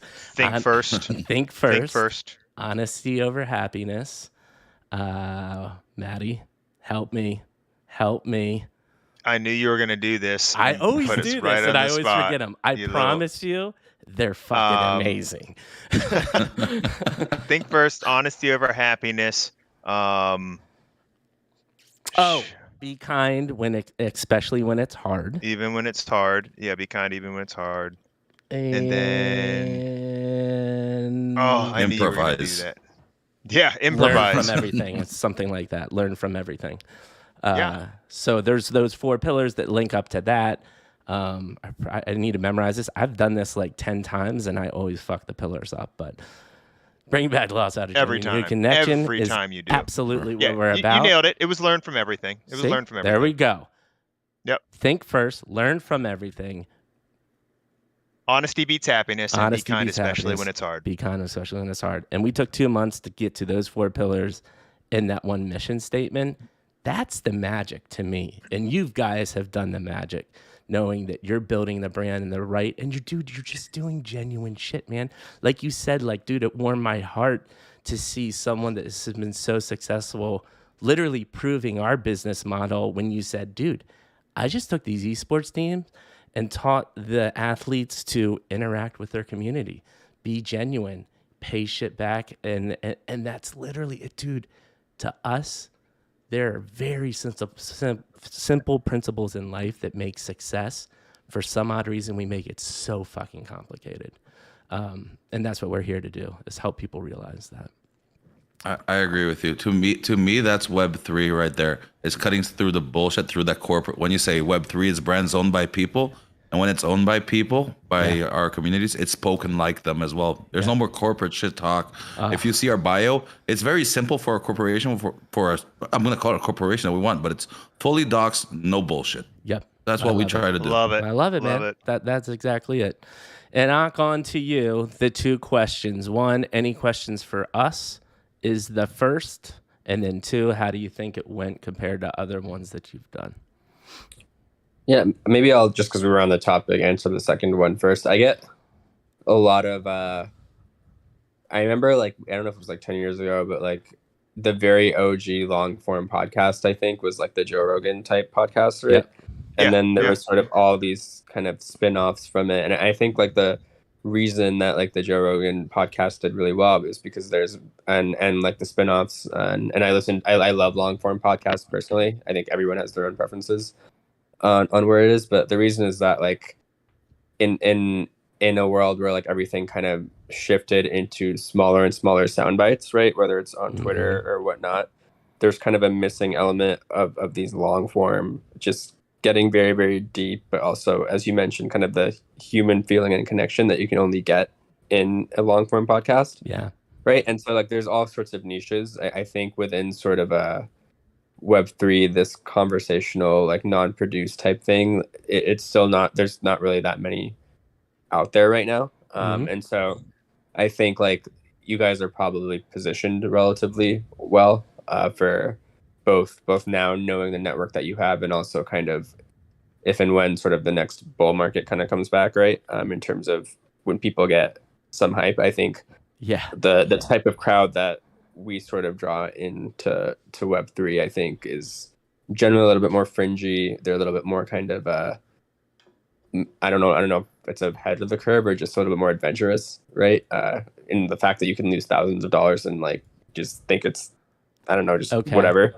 Yeah, it's like just like not normal, right? Like I think that's just kind of not normal behavior for probably the average person. But I think like you kind of are touching a niche market here, and I think it's going to be more valuable the further that you kind of go. I think like I think maybe it's just our project, but one thing I would say is that like I think like one thing that may sort of help, and I think you might do this for other projects, right? Or maybe you just recommended great projects, but I think being able to articulate sort of or just ask like the hard questions, I think is really, really important. And I think you did some of those here. Yeah. But just sort of for every project, I feel like it's different. But I think that's where kind of when people find just like value in additional value, I think there's a lot of value already, but additional value, I think if as like some of the harder projects kind of come in, or like the more low, like the ones where utility is less clear, maybe I think that's going to be like a huge differentiator. Oh, absolutely. Because I think like that. Yeah. Yeah, no, and I love that comment though. And that was I think more in the beginning. What's interesting to see this evolution of, we're at the point where like, you know, yes, you have to build something in the beginning, so you're just literally getting any project to talk to you. Now we've built a big enough network where like, I just don't want to waste my time with having like hard question conversations to a shitty project. And so we just get projects on, like, that's why I talk to everybody that before they come on. I usually have voice calls with everybody that comes on. I don't have time for the bullshit anymore, right? And so inevitably, when you get good projects on, there's not as many tough questions to ask, right? Like the toughest question we can ask you guys is somehow call BS on your utility, but your utility is legit and you have people that have proven that you can build that utility, right? That's honestly some of the harder questions we have, unless somebody says something just completely blatantly wrong and trying to be the quote unquote expert. But we've gotten to the point where we bring on people that we think are interesting, that are doing interesting things. So it's made it a lot easier, you know? Yeah. I think I will add that the hard questions that you guys ask for me is on the whys from the people. Not everyone does that, which is why I said that to me this was fun and cool and what I like, because we've done the elevator pitch for 1,000 people. We talk, that's what we do, but why we want to do this, how we want to do this, what are our values, what things like that. Yeah. That means a lot, especially not in Web3, what we're trying to get, but that means a lot to the product. That should mean a lot to these project owners. And if it doesn't, that's the hard question, because that's where you're just giving them rope to wrap it around their own necks in a sense, right? Exactly. And trust me, like as we grow, that's my medicine time. People know me by now that I have medicine at 9:00. Yep. And Mike, we do have hard times, so we got to start bringing it to a close. Okay, cool. What I was going to say is, we've kind of trained our community at this point to call bullshit, you know, so they will call bullshit for us as well. So it's just it's a cool thing to see evolve. And then the other question, any quick questions for us? Yeah, I mean, I guess, and maybe this is a question sort of like maybe offline we talk about it, but like, I guess for our project, like, are there things that we should be doing that we haven't been doing? I mean, we've been doing a lot of these collabs, these AMAs and things, but are there things that we should be looking into, or like for our particular project, or like ways to spread the message more? Yeah, I mean, that's a great question, and I think you know the answer already, which is genuine followers don't pay your way and don't do the shilly bullshit, which really comes with the right alpha groups and people like us, and connecting you with genuine people. So what we'll do on the back end, we'll do a couple things for you. We're going to cut this stream up and give you tons of little snippet and videos that you can share on your social.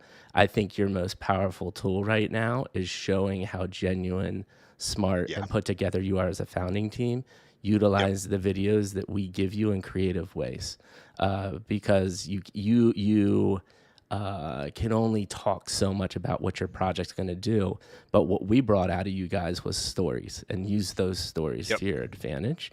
And then 2, anyone that you are interested in talking to, that we have talked to, I will immediately make an introduction for you, and you just got to let us know. So you can look through our VIP chat, and I'm actually building out a list of all previous guests and founders we've had on our show that I can send to you. And if anybody looks interesting to you, we will send you your way. And that's, I think, the biggest power of what we have built is all genuine relationships with the people that have been on. This is not a shill. This is not a, hey, give me free shit and I'll bring you on for a half hour. The relationships will continue to be. That's Yeah, amazing. and Thank you. my quick answer to that is the 30, 40 people, depending on what time it was of the show, everybody who's been listening to this has had nothing but great things to say about you guys, which means they like what they hear, which means the more people you can expose to this conversation and this style of conversation, the more success you're going to have, right? And so when Mikey says we're going to provide those clips and things like that for you, that's gold, right? Because this is what people want to hear. They want to know who you are. Remember, people buy from a person, right? And so the how does the proverb go? It's not about it's how much you care is what it's going to come down to, right? It's how much people want to know that you care, and then they all of a sudden want to listen to what you have to say. Yep. Does that make sense? Yep. And so I think that's a way to help show that. That's something that we highlight very well. Right. Yeah, I mean, literally a clip out of this of me just complimenting you guys on the excitement of your voice. Like, that's just a short vid right there, People seeing you, I think, is your greatest tool and asset. Yeah. Thank you. That's what we've been trying to get. We thank Snack and everyone who's been helping getting us together and shit like that. Because we thank Snack too. We wouldn't have met you without him, man. I'm gonna give him a big thanks after this. One of the things I've been pushing for a while has been trying to get on AMA's podcast spaces, whatever we can as a stage, because for the people who want to hear a little bit more, as you see, we are more than glad to talk about it, right? So it's all getting that message out. Yeah, well, now you'll have some vids over there. Give me 2-3 days, and I'll ship you a bunch of vids that you can use as well. My team will love that. Thank you so much. Yeah, absolutely. And Ryan, last but not least, same 2 questions. One, how do you think it went? And one, any questions for us? And then 2, how do you think it went compared to other ones that you've done? Yeah. So I'll do the common theme where you answer the second one first. But, okay. I love it. I personally agree with Wilton in that I think our story and our project in general is best told long form. And the longer we have, honestly, like the better it gets. Yeah. Because a lot of what we say in these AMAs that are usually like strictly an hour, it's kind of like the same stuff because we don't know who we're talking to. But in this kind of thing, like there's a lot more that we could go into in this conversation too, in terms of like we created like a hybrid like C Corp / DAO like government structure, right? So like, and that's like kind of just like on the tip of the iceberg and stuff that we have in store still that I'd love to talk about that honestly we never even get to think about talking about in other ones, right? You guys can come back, man. You guys can come back. Happy to. I personally would love to, but I think this has probably been my favorite one because it's just the longest one we've had, and I think the longer we get to tell our story and interact with you guys, interact with chat is just like much better experience, like from my perspective. Thanks, man. We appreciate it. Appreciate it. Yeah. And then any other questions? Yeah, I have a funny question. So pre the call, you said you worked on a number of commercials. Yeah. What was your favorite commercial that you were a part of making? Favorite Geico commercial. I mean, because there's 2 parts when you think about that is the actual content, but there's so much that goes on behind the scenes, right? So it's like the production company you work with and the people you work with. But I will say that the 2, probably the one that sticks in my mind the most is, 2, Ice-T, just him. You look at Ice-T and you like, you feel like when you first meet him, you're like, he's kind of an intimidating dude. Dude, just the nicest dude he ever in life. like invited us. Like most celebrities, like don't even think about getting close to their like wardrobe RV, right? He invited us in. His wife Coco was there with the baby, and we always do these pranks.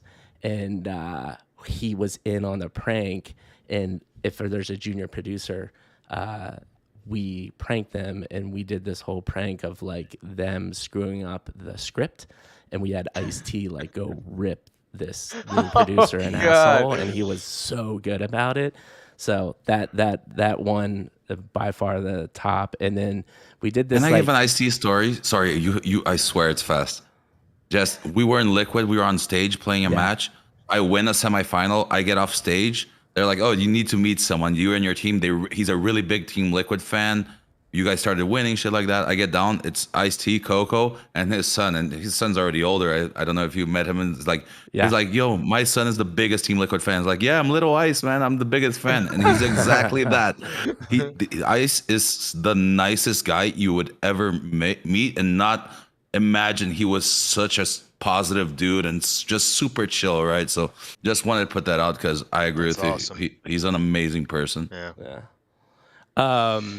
And then I think that's So yeah. I think that was it. Ice-T by far for sure. And then to close it out, we'll just say a couple class comments. I'll let you go, Maddie, then I'll go, and then we'll call it a night. Yeah. And unfortunately I kind of have a hard stop here, but this has been amazing. I love talking with you guys. I love being able to joke around. You guys are just genuine dudes, and you can tell it. And that's one of the best parts about what we do is we get to find that out, just like you all said. And I love what you guys are doing. I think it's fun. Mike and I are gamers. We're interested, and I really think that there's a lot of potential for what you're doing because you're going about it in a very tactful way. And I think you recognize that you can't do this without a Web2 presence. And I think that you're utilizing that in a really smart manner to bring attention to what you're doing. And quite frankly, almost the fact that you're not revealing the Web3 element is going to be I think, a massive part of your success. Because as you said, there's a lot of people that already have these preconceived notions. Let them fall in love with it, and then they can find out after the fact what's actually happening and that there's money that can be made. And so I think that's a really great strategy. I love talking with you guys. I cannot wait to follow up on what's going on. I think it would be fun to have you back on the show, and look forward to that. All right, Maddie, you can head out since you did your final, because I'll do my final comments. Awesome. Later, I'll see you, buddy. gents. Take Nice it easy, meeting y'all. you, Maddie. Appreciate you. Yep. Yeah, See you. Blast. And then my final comments, bravo. Oh, son of a bitch. He left, and now it's screwed our whole... I didn't even leave yet, man. I just tried to turn my camera off. My bad. People, my you're bad. just going to have to I'm deal. hanging out. No. Just hang up. There you go. You're right. Later. You're good. It just screws our cameras up because I had everything framed for, the amount of people on the Discord, and now I got a cut off head, and you do too. So we're just going to deal with that. My final comments, gentlemen, you got your shit together. We've talked to well over 100 people. Like I said, I would put you guys easily in the top 5% of talking about what you're doing, actually being able to deliver on what you're saying. It's just not a lot of fluff. And if you do pull off what you say you will, I do believe it can be Bored Ape level. Back to reiterate, you guys, for sure, your bread and butter here is continue to expose yourself as people. You're genuine, you're easy to talk to, and that I think just people can sense when people are excited and genuine and passionate about things. And we've had also really successful projects on this show that didn't show half the enthusiasm you guys do. It's unfortunate you're in a shitty market, but at the same time, I think being in a shitty market is going to be to your advantage because you're going to be able to build, and you're going to be able to build really cool shit, and people are going to see that. And now more than ever, you need to build cool shit, stay consistent to be relevant, and you're the right people to do the job. And you got a friend for the forever future in Web3. We are here for you guys no matter what. If you need an intro, would love to have you back on the show. And you will see me in Discord saying hi. I say this all the time, like, I actually loved my old DJing life, right? I loved being in the Discords. I loved meeting new people. It's just impossible for us to go into every Discord of every project that we've had on the show. But you will see me pop in time to time because I can't not be a part of your Discord and your community. So I'm excited to be part of the original investment crowd, and you're going to see me around for a long, long time. So hope you continue to like me and hope you don't end up not liking me because you're stuck with me, man. Oh man, amazing. Thank you so much for the words. Absolutely. Just from bottom of my heart. Means a lot to myself and to my co-founders as well, because at the end of the day, we're putting our hearts and souls into this, and to get feedback from people who are here, who listen to stories, listen to others, and have this positive feedback. The 5% shit almost teared me up, man. Wow, dude, you're absolutely up there. No, like not even a question, man. And I can't wait. There's very little people, like there's a lot of people that have business expertise that have been successful in Web 2, but that means nothing about you being successful in Web 3. What I like is your utility is directly linked to what you have been very successful in the past. And that's huge. There's not a lot of people. There's a lot of people that have been on the show that have been like, hey, look, I've made millions being a ex-business person. And it might be in finance, right? And then they're starting a Web3 project selling movies. It's like, well, you don't know shit about movies. And you have kind of the full suite there, which is really cool. So I'm excited. And with that being said, we have just talked for over 3 hours about an amazing project with amazing humans. We are back on Thursday, people. We are talking to Trolls NFT. Trolls NFT has a really interesting utility. They are trying to automate Web 2 job applications through a Web 3 platform. Should be a really interesting conversation. I don't know if it's going to be as interesting as this, though, because I had a hell of a time. We love you all. Midlife Crisis and Mikey G.